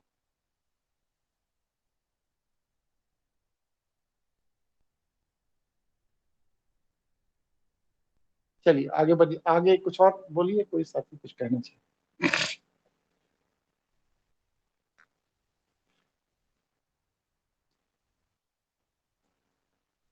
सुशील बोल रहा हूँ। बोलिए सुशील। आपकी एक प्रैक्टिस जो आपने बताया थी विपरीत विचारों वाली, ये मैंने की और इसमें हो गया उल्टा। जिस कंफर्ट जोन को मैं ना करने पे ढूंढ रहा था, वो कंफर्ट जोन मेरे को करने पे मिल गया। जैसे मेरा डिसीजन था कि मैं कंपनी को अभी छोड़ दूंगा, जो काम है मतलब जिस तरह चल रहा हालात मैं नहीं करूंगा। लेकिन जिस क्षण मैंने ये डिसीजन लिया कि नहीं, ये काम मुझे अगले 7 दिन में खत्म करना है और मैं उसको खत्म करा के दूंगा, उस दिन से अगले दिन के बीच में परिवर्तन इतना हो गया कि जो असहयोगी थे किसी भी चीज को लेकर, वो सहयोग में हो गए। और 1 हफ्ते के अंतराल में डिसीजन इतना बदला कि 2 मैनेजमेंट की कमेटियों के बीच में सेंटर में मैं बैठ गया और ये डिसाइड हो गया कि अगर सुशील चाहेगा तो ये काम हो जाएगा और अभी इसे करा के देना इसकी रिस्पॉन्सिबिलिटी। तो अगेंस्ट जाने में ये चीज मेरे फेवर में आई और मैं इसके लिए बहुत बहुत मतलब आभार, मतलब शब्द नहीं है कहने के लिए कि जिससे मैं भाग रहा था और जब मैंने भागना रोकना शुरू किया तो सारे सर्कमस्टेंसेस चेंज हो गए। चलिए बधाई हो आपको, आपने अपने अंदर इस स्तर का परिवर्तन किया। यही परिवर्तन मैं देखना चाहता हूं। और कोई साथी कोई बात रखना चाहे, कोई प्रश्न रखना चाहे? एक छोटा सा और इसमें मैं गुरुजी ऐड करना चाहूंगा। मैंने इसमें ये भी डिसाइड किया है कि 30 सितंबर को या तो कंपनी उस चीज में कुछ डिसीजन लेगी, नहीं लेगी तो मैं सुबह 1 तारीख को रिजाइन कर दूंगा इस कंपनी से। नौकरी का जो होगा नहीं होगा वो बाद में देखा जाएगा, क्या करना है क्या नहीं करना। अभी मुझे नहीं पता कि निर्णय कहाँ तक मेरा सटीक बैठेगा। ईश्वर की इच्छा है। जी गुरु जी, मैंने उन्हीं के ऊपर लेके चीज छोड़ दी है कि 30 तारीख तक मैं काम करूंगा, 30 सितंबर तक, और 1 तारीख को मैं रिजाइन कर दूंगा इस कंपनी। असल में कारण क्या है ना कि आदमी अपने असफल होने के कारण को नहीं ढूंढता है। व्यक्ति जीवन में असफल कब होता है और कब व्यक्ति जीवन में सफल? असफल व्यक्ति के गुण मैं बताऊं, और आप ये देखो कि ये सारे गुण क्या मेरे अंदर हैं? अगर इनमें से एक भी गुण आपके अंदर है तो इस धरती पर कोई आपको सफल व्यक्ति नहीं बना सकता। असफल व्यक्ति का जो सबसे पहला गुण है वो क्या है कि ऐसे व्यक्ति हमेशा अपने अधिकार की बात करते हैं, अपने कर्तव्य की बात नहीं। हमारे राइट्स क्या है, हमें क्या मिलना चाहिए, क्या मेरा अधिकार है, इस पर ही सदैव चिंतन करते रहे। लेकिन जिस कार्य के लिए मुझे नियुक्त किया गया है उसको लेकर मेरा क्या कर्तव्य है और मुझे किस तरह अपने कर्तव्य को पूरा करना है, इस पर कोई भी बात, कोई भी विचार इस तरह के लोग। ये असफल व्यक्ति का पहला लक्षण। दूसरा असफल व्यक्ति का लक्षण क्या है कि किसी भी विषय में कोई भी सफलता टीम के किसी भी व्यक्ति के प्रयास से मिल जाए, वो हमेशा समाज को यही बताने की कोशिश करता है कि ये सारी की सारी सफलता मेरी वजह से मिली। मैंने अपनी टीम में सबसे ज्यादा मेहनत की इसलिए मैं सफल। ऐसा व्यक्ति भी जीवन में कभी सफल नहीं। जी, ऐसे व्यक्ति लोग अधिकांश समय, अपने जीवन का बहुत बड़ा समय दूसरों को सुधारने में लगा देते हैं। अपने कुलीग को सुधारेंगे, अपने लोअर स्टाफ को सुधारेंगे, अपने बॉस को सुधारेंगे, अपने अड़ोसी पड़ोसी को सुधारेंगे, अपने बीवी बच्चों को सुधारेंगे, अपने माता पिता को सुधारेंगे। ये सारे व्यक्ति असफल होते हैं जीवन में, क्योंकि जो व्यक्ति जो कार्य कर रहा है वह अपनी प्रवृत्ति से कर रहा है, उसकी प्रवृत्ति आप नहीं बदल सकते। जी, इसलिए आप उसको सुधारने में अनावश्यक अपनी ऊर्जा का अपव्यय कर। एक गुण और होता है ऐसे असफल लोगों का, जी, आत्म परिवर्तन से डरते हैं। पहले टेक्नोलॉजी की गाड़ी आती थी, कार्बोरेटर बेस होती थी। अब नई टेक्नोलॉजी की गाड़ी आ रही है, कंप्यूटराइज्ड बेस है। आगे इलेक्ट्रिक गाड़ियां आने वाली हैं। अब आप विचार करो कि कोई मिस्त्री अगर 40 साल के लिए मिस्त्री जीवन जी रहा है, 20-22 साल में उसने शुरू किया और 60-65 साल तक वह मिस्त्री का काम कर रहा है, तो ऐसा कभी नहीं होगा कि पूरे जीवन में एक ही तरह की टेक्नोलॉजी की गाड़ी पूरे समाज में चलती रहे। नहीं होगा, हमेशा वो परिवर्तन होने वाला। और वो जो हमेशा परिवर्तन होगा उसको लेकर के अगर वह अपने मिस्त्री के गुण में कोई परिवर्तन नहीं करेगा तो क्या होगा? वह असफल होगा, फेल हो जाएगा। जब तक जिस तरह की टेक्नोलॉजी की उसे जानकारी है तब तक वह अपनी टेक्नोलॉजी के अनुसार अपने कार्य को सफलतापूर्वक कर लेगा, लेकिन उसने टेक्नोलॉजी बदलने के साथ अगर अपने अंदर परिवर्तन नहीं किया है तो वह व्यक्ति जीवन में कभी भी अपने आप को सुधार नहीं पाएगा, अपना विकास नहीं कर पाएगा, अपना परिवर्तन नहीं कर पाएगा और जीवन में अंततः असफल हो। इसी तरह एक बात और सुन लीजिए कि जो व्यक्ति, सुशील तुम माइक बंद कर दो, जो व्यक्ति प्रैक्टिकल अप्रोच के नहीं होते, बहुत ख्याली पुलाव में जीते हैं, मंदिर के सामने से गुजरेंगे 3 बार नमस्ते करेंगे, पंडित जी आएंगे 4 बार पांव छुएंगे, महात्मा जी आ जाएंगे तो उनको 3 बार दान देंगे, घंटा घड़ियाल बैठे घर में बजाते रहेंगे, सुंदरकांड पढ़ते रहेंगे, हनुमान चालीसा पढ़ते रहेंगे, नमाज अदा करते रहेंगे। किस लिए? कि हम भगवान के प्रिय हो जाए। वहां भी स्वार्थ क्या? कि हम भगवान के प्रिय हो जाए और भगवान हमें संसार में सफल कर दे। अरे जब भगवान खुद इस संसार में आके असफल होके लौट गया, तो वह भगवान तुम्हें कैसे सफल कर देगा? और अगर भगवान अपने आप को सफल कर पाता तो राम को सरजू में कूद के आत्महत्या नहीं करनी पड़ती,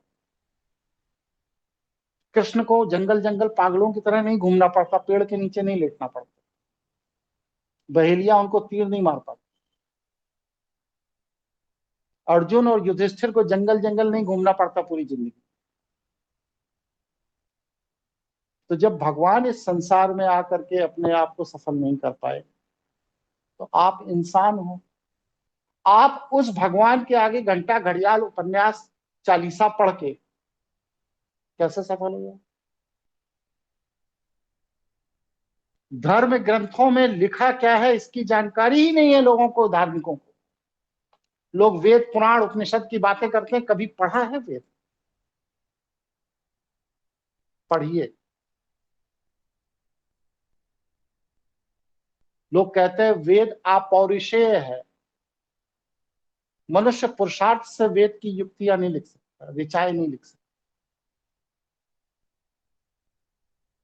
ईश्वर ने ऋषियों मुनियों मनीषियों को ज्ञान दिया, उससे उन्होंने वेदों का निर्माण किया, यही बताया जाता है।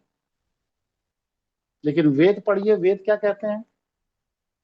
नितांत स्वार्थ की बात कि हे ईश्वर मेरे खेत में वर्षा हो, अनाज की वृद्धि हो। क्यों भाई, तुम्हारे खेत में क्यों वर्षा हो? पड़ोसी के खेत में भी क्यों ना हो? इस संसार के हर खेत में पानी क्यों ना बरसे? सबके अनाज की वृद्धि क्यों ना हो? हे ईश्वर मेरे गायों के थनों में दूध की वृद्धि हो, और गायों के थनों के दूध की वृद्धि की कामना आप क्यों नहीं कर पाते? हे ईश्वर मेरा कल्याण हो, तो मैं और मेरा का प्रशिक्षण तो आप ही के धर्म ग्रंथ दे रहे हैं।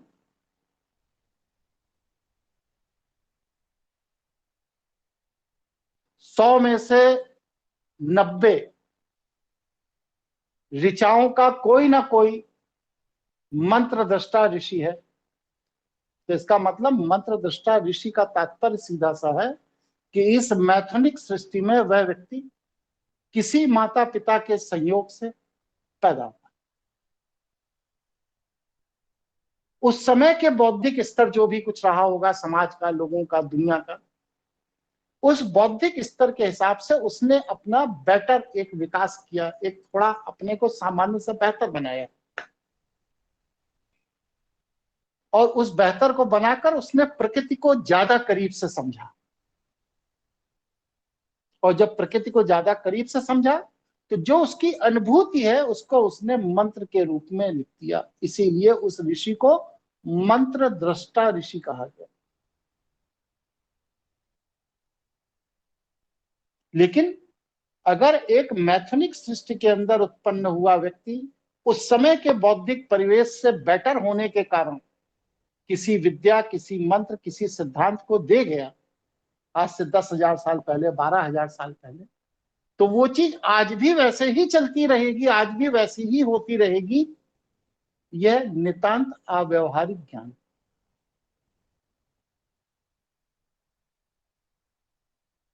अब परिवेश बदल गया, व्यक्ति की सोच बदल गई, बौद्धिक स्तर बदल गया, चिंतन का स्तर बदल गया, वैज्ञानिक समीकरण बदल गए, जलवायु के समीकरण बदल गए,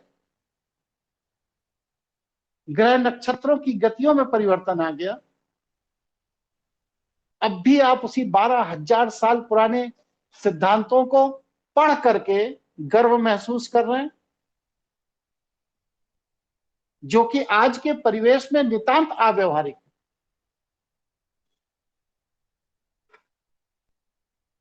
और आप कह रहे हैं ये ईश्वरीय वाणी है।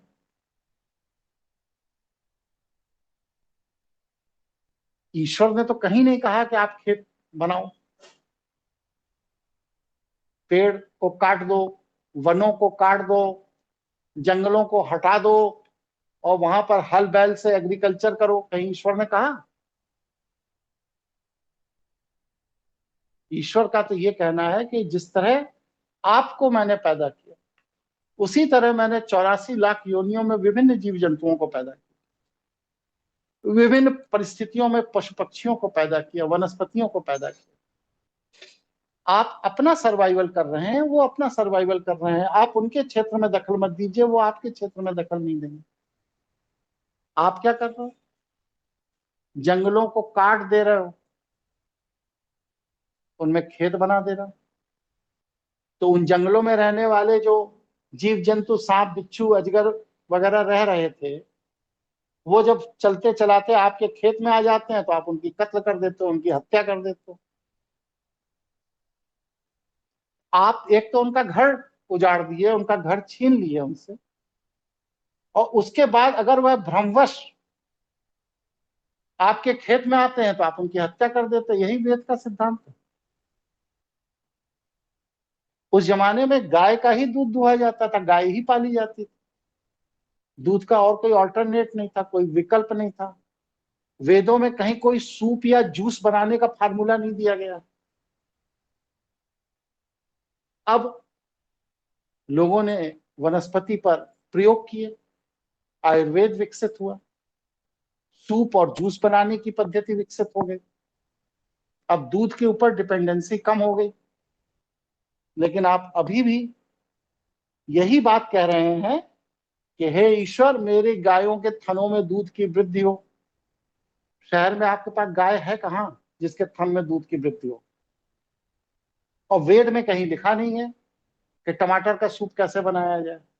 अब आप क्या करोगे? बस सिर्फ रोज सवेरे उठ करके एक दिया जलाओगे और वेद की ऋचा पढ़ोगे कि गायों के थनों में दूध की वृद्धि हो, गौ माता का कल्याण हो। और इसके बाद ना आपके पास गाय है, ना गौ माता है, ना गाय का थन है, ना उसमें दूध है। जो है वो आप मॉल से 6 टमाटर लेके आए जिसका कि सूप बनाकर पिया जा सकता है। वो सिद्धांत वेद में दिया नहीं गया। अब आप क्या करें? इसलिए व्यवहारिक बनो,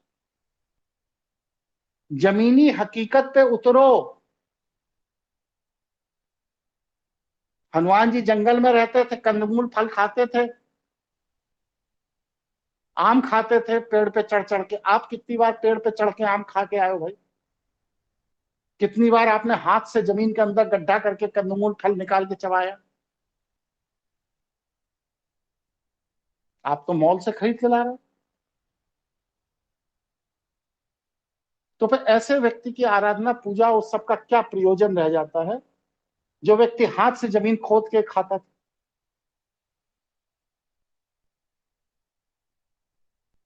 इसलिए आज जो चल रहा है उस विज्ञान को समझो। विकास का एक क्रम है। जैसे बच्चा फर्स्ट में जाता है, दूसरी पढ़ाई करता, फिर थर्ड में दूसरी करता है, फिर फिफ्थ सिक्स्थ में दूसरी करता है, फिर एट्थ नाइन्थ में दूसरी करता है, फिर इंटर में दूसरी करता है, ग्रेजुएशन में और अलग पढ़ाई करता, पोस्ट ग्रेजुएशन डॉक्टरेट में और अलग पढ़ाई करता है। उसी तरह मनुष्य का भी क्रमबद्ध विकास हो रहा है। अब मनुष्य पोस्ट ग्रेजुएशन पढ़ रहा है, हमारी मानवता पोस्ट ग्रेजुएशन के लेवल पे जी रही है, लेकिन आपकी रुचि अभी नर्सरी क्लास के ए फॉर एप्पल में ही बनी हुई है। कहा कि यह बहुत प्रमाणित ग्रंथ है, इसी से हमें प्राप्त हुआ ज्ञान कि ए फॉर एप्पल कैसे हो। तो क्या परिणाम होगा? वही जो आपके साथ हो रहा है कि पूरी दुनिया प्रतिस्पर्धा में आपसे आगे चली जा रही है और आप अपनी गरीबी और दरिद्रता का रोना धर्म ग्रंथों के सहारे बैठकर आज रो रहे हैं। और जो लोग आपसे आगे निकल गए वो आपको बाध्य कर रहे हैं कि आप धर्म ग्रंथों को छोड़कर उनकी लैपटॉप टेक्नोलॉजी, कंप्यूटर, मोबाइल को एडॉप्ट करिए और उनके लिए मजदूरी करिए। वो आपको मजबूर कर रहे हैं और आप कर रहे हैं उसको। आप उसको कर रहे हैं। जीविकोपार्जन का साधन क्या है आपका? डेस्कटॉप और लैपटॉप। पूजा किसकी कर रहे हैं? सत्यनारायण व्रत कथा।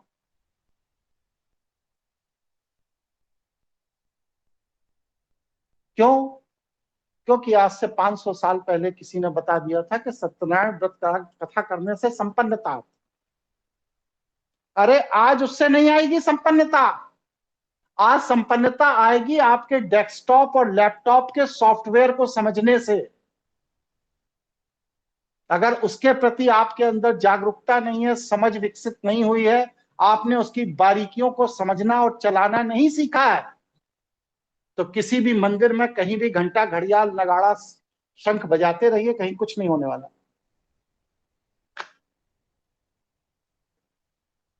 पिछले 150-200 साल में मानवता दूसरे चरण में चला गया, अब वह तीसरे चरण में जाने के लिए तैयार है। पूरा मानव क्रम तीसरे चरण में जा रहा है। कृत्रिम बुद्धिमत्ता, आयाम बदल रहा है, और आप कहां हो? सत्यनारायण व्रत कथा और हनुमान चालीसा में ही लटके हुए। कैसे विकास होगा? इसलिए जमीनी हकीकत पे रहिए, ख्याली दुनिया को छोड़ दीजिए अगर जीवन में सफल होना है।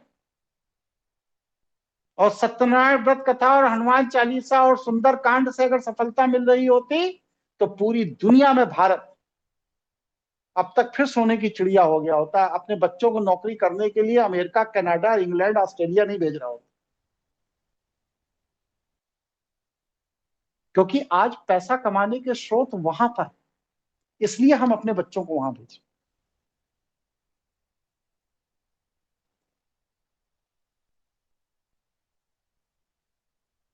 आत्मश्लाघा, आत्म प्रशंसा, आत्म पुरातन ज्ञान, ये सारी की सारी चीजें आपके बुद्धि विलास, आपके मनोरंजन के लिए तो ठीक है, लेकिन इससे आप प्रतियोगी समाज में खड़े नहीं हो सकते। आप प्रतिस्पर्धा के क्षेत्र में अपने आप को स्थापित नहीं कर सकते। इसीलिए भारत आर्थिक रूप से विपन्न है, गरीब है, कमजोर है। इंदिरा गांधी ने एक बहुत अच्छी बात कही।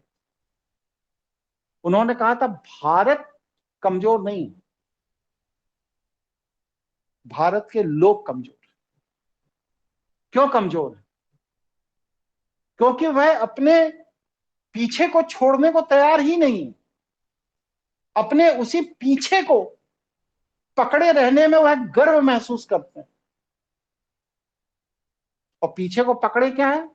अपनी 5 पीढ़ी पुराने आदमी का नाम पता नहीं मालूम, अपने से 5 पीढ़ी पहले के माता पिता, दादा दादी, बाबा बाबू, परबाबा के ऊपर की पीढ़ियों का किसी को कुछ नहीं मालूम। बात किसकी करेंगे? 7,500 साल पहले एक राम हुए थे, फिर उनके पिता हुए थे दशरथ, उनके पिता हुए थे अज, उनके पिता ये हुए, उनके पिता वो हुए। उसमें बड़ा गर्व महसूस करेंगे। अरे तुम्हें यार अपने कुल खानदान का पता नहीं, तुम उनका पता बता के हमारा क्यों समय बर्बाद?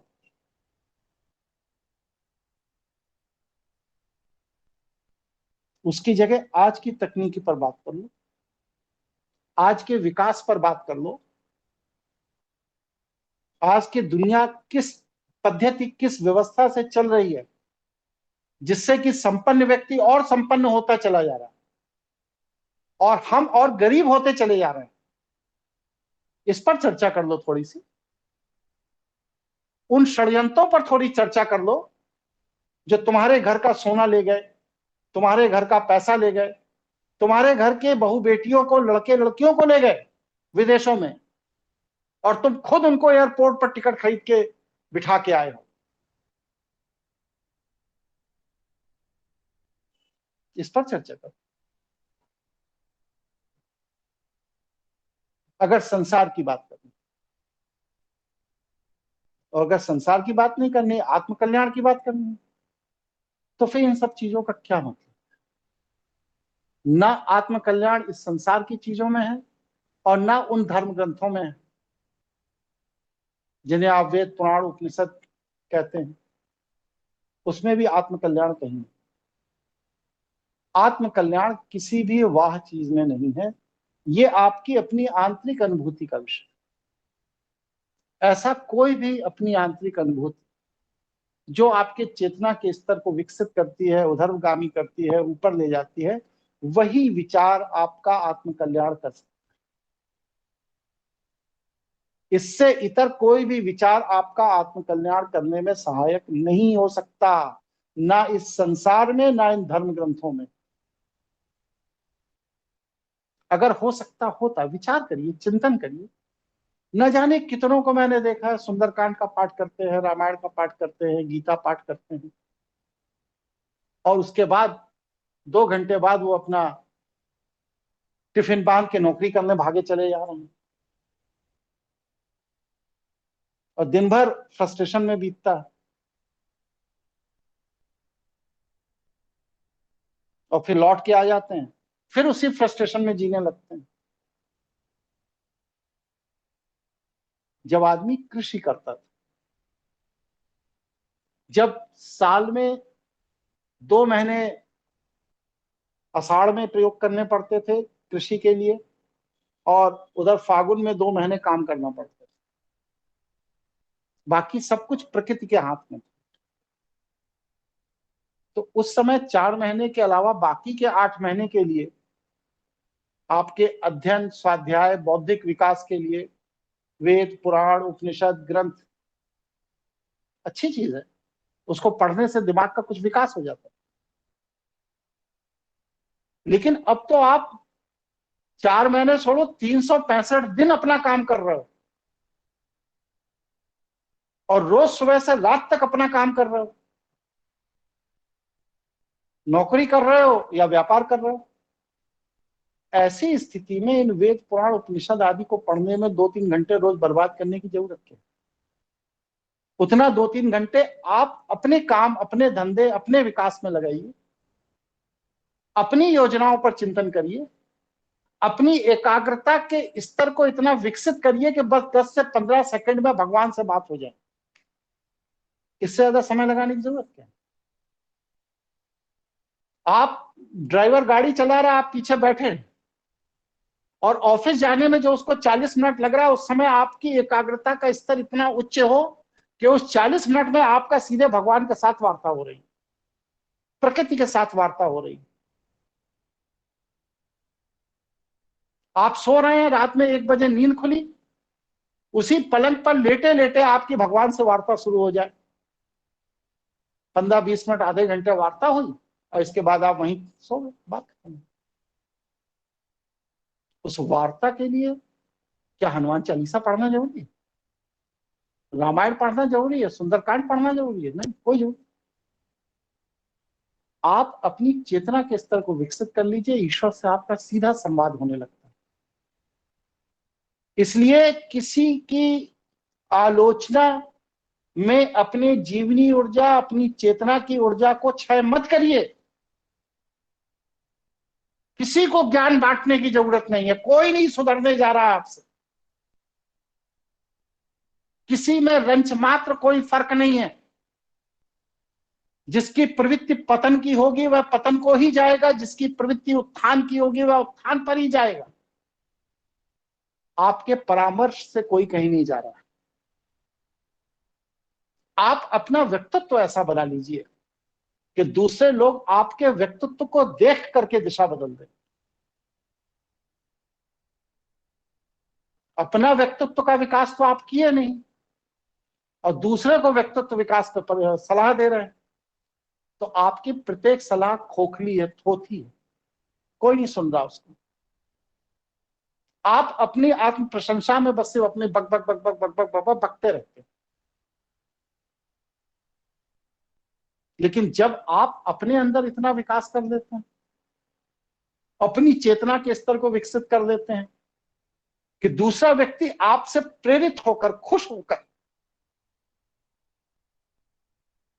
आपको आत्मसात करता है, आपको अपने से महान आइडियल मानकर आपके पीछे पीछे आप जैसा बनने की कोशिश करता है, तो आपका भी विकास होता है, और जो आपका अनुकरण कर रहा है उसका भी विकास होता है। लेकिन हम ऐसा मॉडल बन ही नहीं पाते कि कोई हमारा अनुकरण करे, बल्कि हम क्या करते हैं, हम पूरी जिंदगी दूसरों की आलोचना और घृणा में अपना जीवन नष्ट। दुश्मनी भी किसी से पालेंगे तो इतनी गहराई से, इतने अंदर तक पाल लेते हैं कि वह दुश्मनी उसको क्षति देगी या नहीं देगी ये नहीं पता, लेकिन आपकी चेतना के स्तर को जरूर जमीन पर लाके पटक देगी, ये गारंटी। इसलिए गहरी दुश्मनी पालने वाले जितने लोग होते हैं जीवन में कभी सफल नहीं होते, सब असफल।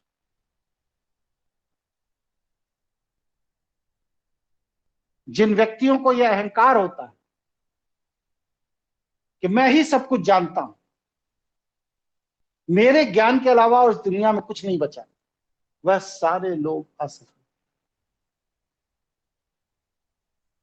और लास्ट में अपनी बात कहकर बात को पूरा कर रहा हूं, जो व्यक्ति घृणा और ईर्ष्या के वशीभूत होकर दूसरों के असफलता की कामना करते हैं,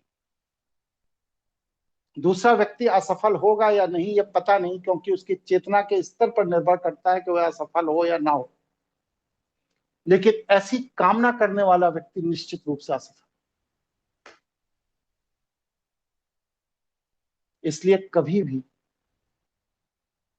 अपने विचारों में ऐसा चिंतन ही मत आने दीजिए जिससे कि दूसरे के असफलता की कामना का विचार आपके अंदर विकसित।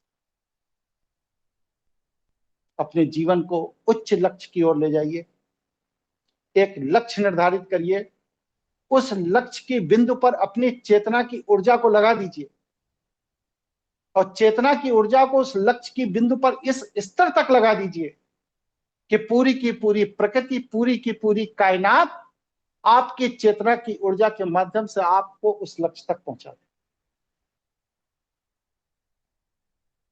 दुनिया में किसी भी लक्ष्य को प्राप्त करना असंभव नहीं। यही मैं अपने वक्तव्य को पूरा कर रहा हूं। किसी के मन में कोई प्रश्न, कोई जिज्ञासा हो तो पूछिए, फिर कल सफल व्यक्तियों के क्या लक्षण है इस पर मैं अपने विचार बोलिए। गुरुजी पुनीत बोल रहा हूँ। मैंने कुछ एपिसोड पहले आपसे मैंने पूछा था कि कुछ लोग क्लेम करते हैं कि हम एक पर्टिकुलर फ्रीक्वेंसी में जाके ईश्वर से बात करते हैं, तो आपने शायद कहा था कि नहीं वो सब ढोंग है, ऐसा कुछ नहीं होता। और आज आप किसी के क्लेम पर क्यों जाते? आपकी बात हुई भगवान से? जी अभी तो कुछ उस लेवल पे है ही नहीं। आपकी क्या गारंटी है कि जो क्लेम कर रहा है वो बात कर रहा है? कैसे टेस्ट किया? कौन सा मीटर आप लेकर गए थे इस बात को चेक करने? वो विश्वास वाली बात ही है विश्वास किस बात का? कि बात हुई होगी या वार्ता होती होगी। ये मानसिक रोग है ना। मानसिक रोगी भी जो होते हैं उन सबको लगता है हम भगवान से बात कर रहे हैं। अब पागल खाने कभी गए पुनीत जी? जी नहीं, कभी गया नहीं। तो महत्वपूर्ण जगहों पर आप कभी जाते ही नहीं है, आप अपने व्यापार धंधे में ही उलझे रहते हैं। आपके यहाँ पंजाब में बड़ा अच्छा पागल खाना है। एक दिन जाइए, विजिट करके आइए। वहां पर कोई गुरु नानक जी से बात करता मिलेगा, कोई राम से बात करता मिलेगा, कोई फूलन देवी से बात करता मिलेगा, कोई मलखान सिंह से बात करता मिलेगा, सब मिलेंगे आपको। तो क्या वो सब आपके आदर्श हैं?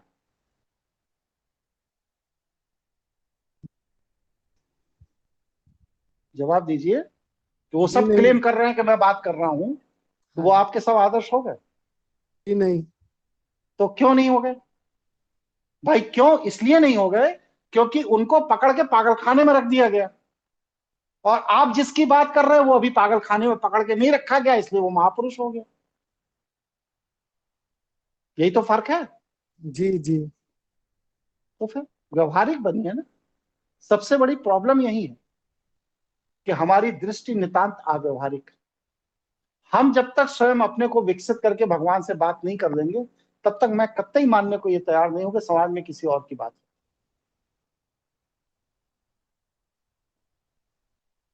जी।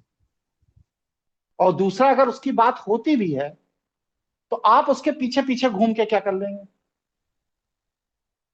भाई मैं इतनी बड़ा तीरंदाज हूं कि मैं प्रधानमंत्री से रोज शाम को आधे घंटे बात करता हूं। आप मेरी मक्खन पालिश करके क्या कर लेंगे? क्या पा जाएंगे? आपको क्या प्रधानमंत्री आपसे बात करने लगेगा? तो कई बार ऐसा प्रेरणा का स्रोत फील होता है कि हाँ अगर ये कर सकते हैं तो हम नहीं, तो इसके लिए किसी के पास जाने की क्या जरूरत? इतने मैं प्रवचन देता रहता हूँ, यही ऑडियो सुनते रहिए, इसी से प्रेरणा नहीं मिलती क्या आपको? वो तो मिलती है गुरुजी। तो फिर मतलब पागल खाने जाकर के पागलों की एक बार पंचायत देखे बिना प्रेरणा नहीं मिलती, ये भी एक बहुत बड़ा मानसिक रोग। उबर जाइए, जीवन में इस सब से उबर जाइए। यह सब आपके जीवनी ऊर्जा का क्षय कर, दुनिया का सारा सुख आपको आपके उसी स्थान पर मिलेगा जहां आप बैठे हैं। मुझे अगर प्रोफेशनल तरीके से अपने परिवार को पालने के लिए कोर्ट ना जाना हो तो मैं तो अपने कमरे के बाहर ना निकलूं, लेकिन परिवार पालना क्योंकि संसार में है, दाम्पत्य जीवन है, 2 बच्चे हैं, तो मुझे कोर्ट जाना पड़ता। लेकिन मैं किसी पागल को देखने नहीं जाता। यहां भी रोज अखबारों में छपते हैं, शंकर जी से बात हुई, गणेश जी से बात हुई, हनुमान जी से बात हुई, लेकिन अल्लाह मियाँ से किसी की बात नहीं होती। वो इसलिए नहीं होती क्योंकि अल्लाह मियाँ के रूप स्वरूप का वर्णन नहीं है, उसकी कोई मूर्ति नहीं है। लेकिन भगवान तो वो भी है। कोई ये क्यों नहीं क्लेम करता कि आज मेरी अल्लाह मियाँ से बात? इन सभी भगवान से बात करने वालों को मनोचिकित्सा की जरूरत है। आप अपने भगवान को ढूंढिए और उनसे बात करिए। किसी दूसरे के भगवान से बात करने वाले व्यक्ति के पास से ढूंढ करके आप बस अपना समय बर्बाद। चलिए, और कोई कुछ कह रहा था? धन्यवाद जी, यतिन बोल रहा हूँ। जैसे मेरे साथ ये मेरा अनुभव हुआ कि मैं उस मेले में गया था और उसके बाद से मेरे को चेतना में स्तर में गिरावट आई। ऐसे आप तो कोर्ट में जाते हैं, वहाँ तो और भी इस तरह के लोग होते हैं, तो आपको इसलिए गिरावट नहीं आती क्योंकि आप रोज अभ्यास करते हैं, या इसलिए नहीं आती क्योंकि आप एक स्तर को पार कर चुके हैं जिसकी वजह से उनका असर आपके ऊपर नहीं होता है? ये थोड़ा अगर स्पष्ट करें तो। जी, आप अपने चेतना पर जब बैरियर लगा देते, जैसे आप अपने पैसे को जेब में रख करके ऊपर से चेन लगा देते, जी, तो फिर पैसा गिरता नहीं। और जब बिना चेन के पॉकेट में जेब में पैसा डाल के घूमेंगे तो कभी ना कभी वो गिर जाएगा, कोई आपकी जेब काट लेगा। तो वो बैरियर कैसे लगाएंगे जी फिर? साधना के उस स्तर पे आइए जहां पर आप अपनी ऑरे को कंट्रोल कर सकते। अभी तो आपने अपने ऑरे को विकसित ही नहीं किया, कंट्रोल कैसे करें? जी, जी, और जब आप अपने ऑरे को कंट्रोल करने की स्थिति में आ जाएंगे तो चमत्कार घटे। जी, ठीक है जी। आज हमारे वो नहीं बोले, बंसल जी चले गए क्या? नहीं हूँ गुरुजी, यहीं पे। कहाँ चले गए फिर? आप एकदम, मेरी बातें पसंद नहीं आ रही लग रहा आप। नहीं गुरुजी, आ रही है। वो द्वंद ही चल रहा था, वो सहज भाव नहीं आ पाता है, उतनी आसानी से नहीं आ पा रहा है। वो जैसा आप बता रहे थे ना, वो थोड़ा दुनिया से चिढ़ के काम करना, उसको चिढ़ाना, तो वो शब्द ऐसे लग रहे थे कि हाँ कुछ ना कुछ हद तक उनका कंट्रीब्यूशन है मेरे खुद के आत्मचिंतन में। तो वो है। विचार करिए, बस सिर्फ विचार करिए। मैं आपको बस सिर्फ विचार दे सकता हूं। विचार करके अपने को परिपक्व करिए। जब आप परिपक्व हो जाएंगे तब चेतना के स्तर में विकास में मैं आपका सहयोगी हो सकता हूं। लेकिन अगर विचार आप नहीं करोगे, मैं आपकी कोई ज्यादा मदद नहीं। अभी तक साधनाओं में आप लोगों को सफलता इसीलिए नहीं मिली कि आप लोगों ने अपने आप को उस स्तर तक तैयार ही नहीं किया। तैयार करेंगे निश्चित सफलता मिलेगी। जब मुझे मिली आपको क्यों नहीं मिलेगी? ईश्वर ने सबको एक ही सांचे से बनाया है। जी, और कोई साथी? पिछली बार हम डिस्कस कर रहे थे कि अगला कोर्स हमें कौन सा करना है, तो मैंने ग्रुप में कुछ साथियों से एक निवेदन किया था, उनका सहमति पूछी थी, शिव सहस्त्रार ज्ञान के ऊपर हमारा विचार था। तो 10 लोगों ने 10 साथियों ने अपनी सहमति दी है। आपको उचित लगे तो उसमें हम शुरू कर सकते हैं। नहीं, अभी कम से कम 15 लोगों का बैच होना चाहिए, क्योंकि आप ही देखिए ये 22 लोगों के बैच में टोटल जुड़े कितने लोग हैं बताइए? 8 लोग जुड़े, 9 लोग जी, क्योंकि वीडियो की उपलब्धता है ना, इसलिए रुचि खत्म हो गई। अब क्या है कि वीडियो आधे घंटे बाद अपलोड हो जाएगा, उसे लगाकर ऑन करके चले जाएंगे शौचालय में, वीडियो बाहर बजता रहेगा, उसी में शौचालय करेंगे, मंजन करेंगे, नहाएंगे, और फिर उसके बाद कहेंगे कंसेप्ट क्लियर नहीं हो रहा। ऐसे ही होता है ना कि वीडियो ऑन करके तेज वॉल्यूम में करने के बाद किचन में जाके प्याज काटना शुरू कर देते हैं, सब्जी बनाना शुरू कर देते हैं। यही होता है कि नहीं होता है? मैं तो इस बात से सहमत नहीं हूँ जी। लेकिन मैं कह रहा हूँ कि कॉन्सेप्ट क्लियर नहीं है होता, तो व्यवहारिक समझ यही है। ये प्लेटफॉर्म है, उसमें आके सवाल पूछे, कॉन्सेप्ट क्लियर हो जाएगा। नहीं, कॉन्सेप्ट की बात ही नहीं है। कॉन्सेप्ट आपको हर स्टेप पर क्लियर होगा। अगर कॉन्सेप्ट क्लियर होने की बात नहीं है तो फिर तो जो वेदों में लिखा है उससे भी कॉन्सेप्ट क्लियर नहीं होना चाहिए। पुराण, उपनिषद, रामायण, गीता जो भी आप पढ़ रहे हैं, किसी से कॉन्सेप्ट क्लियर नहीं होना चाहिए। आप उस एकाग्रता से नहीं पढ़ रहे, इसलिए कॉन्सेप्ट क्लियर। आप मेरी बात को एकाग्रता से नहीं सुन रहे हो, इसलिए कॉन्सेप्ट क्लियर नहीं। हम कहते वीडियो ही सुनो तो उसे एकाग्रता से सुनो। आप जब एकाग्रता से सुनोगे तो 50 प्रश्न आपके अंदर खड़े होंगे। हो ही नहीं सकता कि अगर आपने मेरा वीडियो एकाग्रता से सुना है तो अगले क्लास में आप उन प्रश्नों को पूछे बिना रुक पाए। हो ही नहीं सकता। अगर आप मेरे क्लास में बिना प्रश्न पूछे लौट रहे हैं तो इसका मतलब आप मेरी बात को ध्यान से सुन रहे।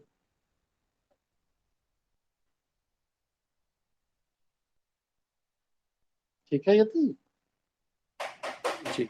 ठीक है, देखते हैं और 5-6 साथी और जुड़ने का उनका। हाँ, हो जाए, मतलब कम से कम हमें भी लगे कि हम 10-15 लोगों के बीच में ऊर्जा लगा रहे हैं तो ठीक है। अब ये स्थिति है भाई, अभी 10 है, कहिए आगे चल के 6 ही रह जाकर 6 पर अब कुछ कर लिया जाए, तो ऐसे नहीं होगा। 15-20 लोग होने चाहिए किसी भी विषय में। और जो लोग नहीं जुड़ रहे, इसका मतलब या तो 2 चीजें हैं, या तो भाई मेरा जो दिया हुआ ज्ञान है उन्हें पसंद नहीं आ रहा, और या उन्हें लग रहा है कि ये सब व्यर्थ की चीजें कही जा रही हैं। तो अगर ऐसा कुछ है तो वो भी बात सामने आनी चाहिए। हमें तो पता लगे कि अगर सब कुछ मेरी बात कही हुई व्यर्थ है तो ठीक है, कोई बात नहीं, नमस्कार। व्यर्थ तो नहीं थी, हो सकता है हमारा शायद कुछ साथियों का बौद्धिक स्तर उस लेवल तक का नहीं हो जिस तक में हम समझ पाए। उसी को तो विकसित करना है, उसी का तो संघर्ष है सब। जी है ना, उसी को तो विकसित करना है, संघर्ष उसी का तो है। और किस बात का संघर्ष है हमारा आपका? यही ना जी कि भाई जो हम नहीं है वो बने, है जी। चलिए, कम से कम 15 लोग हों तो फिर किया जाए, नहीं है तो कोई बात नहीं। जी गुरुजी, आपसे आग्रह किया था वो मेडिटेशन के लिए 1-2 सत्र के लिए। ये कोर्स कंप्लीट हो जाए फिर देखेंगे। जी, और कोई साथी कोई बात कहना चाहते हैं?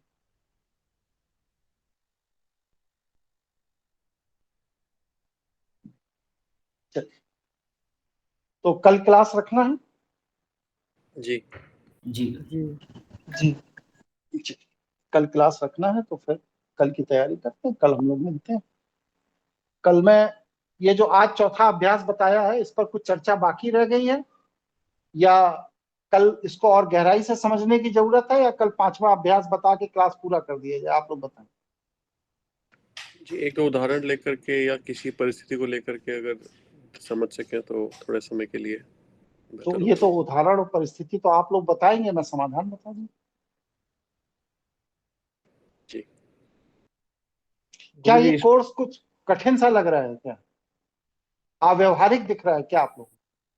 नहीं गुरुजी, कठिन तो नहीं है जी। उसको हम, जैसे मैंने शुरू में बताया था कि एक-एक अभ्यास वो पहले अभ्यास के ऊपर निर्भर कर रहा है कि तीसरा अभ्यास दूसरा अभ्यास देखो अलग ये तो चेन प्रोसेस है भाई। जी। और उन सब की जड़ में कहीं ना कहीं हर एक विचार को जागृत अवस्था में देखना और उससे एक दूरी बना के रखना है, और वो संभव में वो सतत तरह से नहीं कर पा रहा। कभी कभी ऐसी स्थिति बनती है कि मैं विचार को देख पाता हूँ, तो जब देख पाऊंगा तभी मैं उसको आकलन कर पाऊंगा कि उसका विपरीत प्रयोग करना है या उसका स्तंभन करना है या उसमें लिप्त नहीं होना है। लेकिन अगर मैं विचार देख नहीं पा रहा हूँ, वो ऑटोमेटिक मोड पे चल रही हैं चीजें, निद्रा भाव में चल रही हैं चीजें, तो फिर बाकी सारी चीजें आगे तक की नहीं हो पाती हैं। उसी के ऊपर थोड़ा काम करना है जी।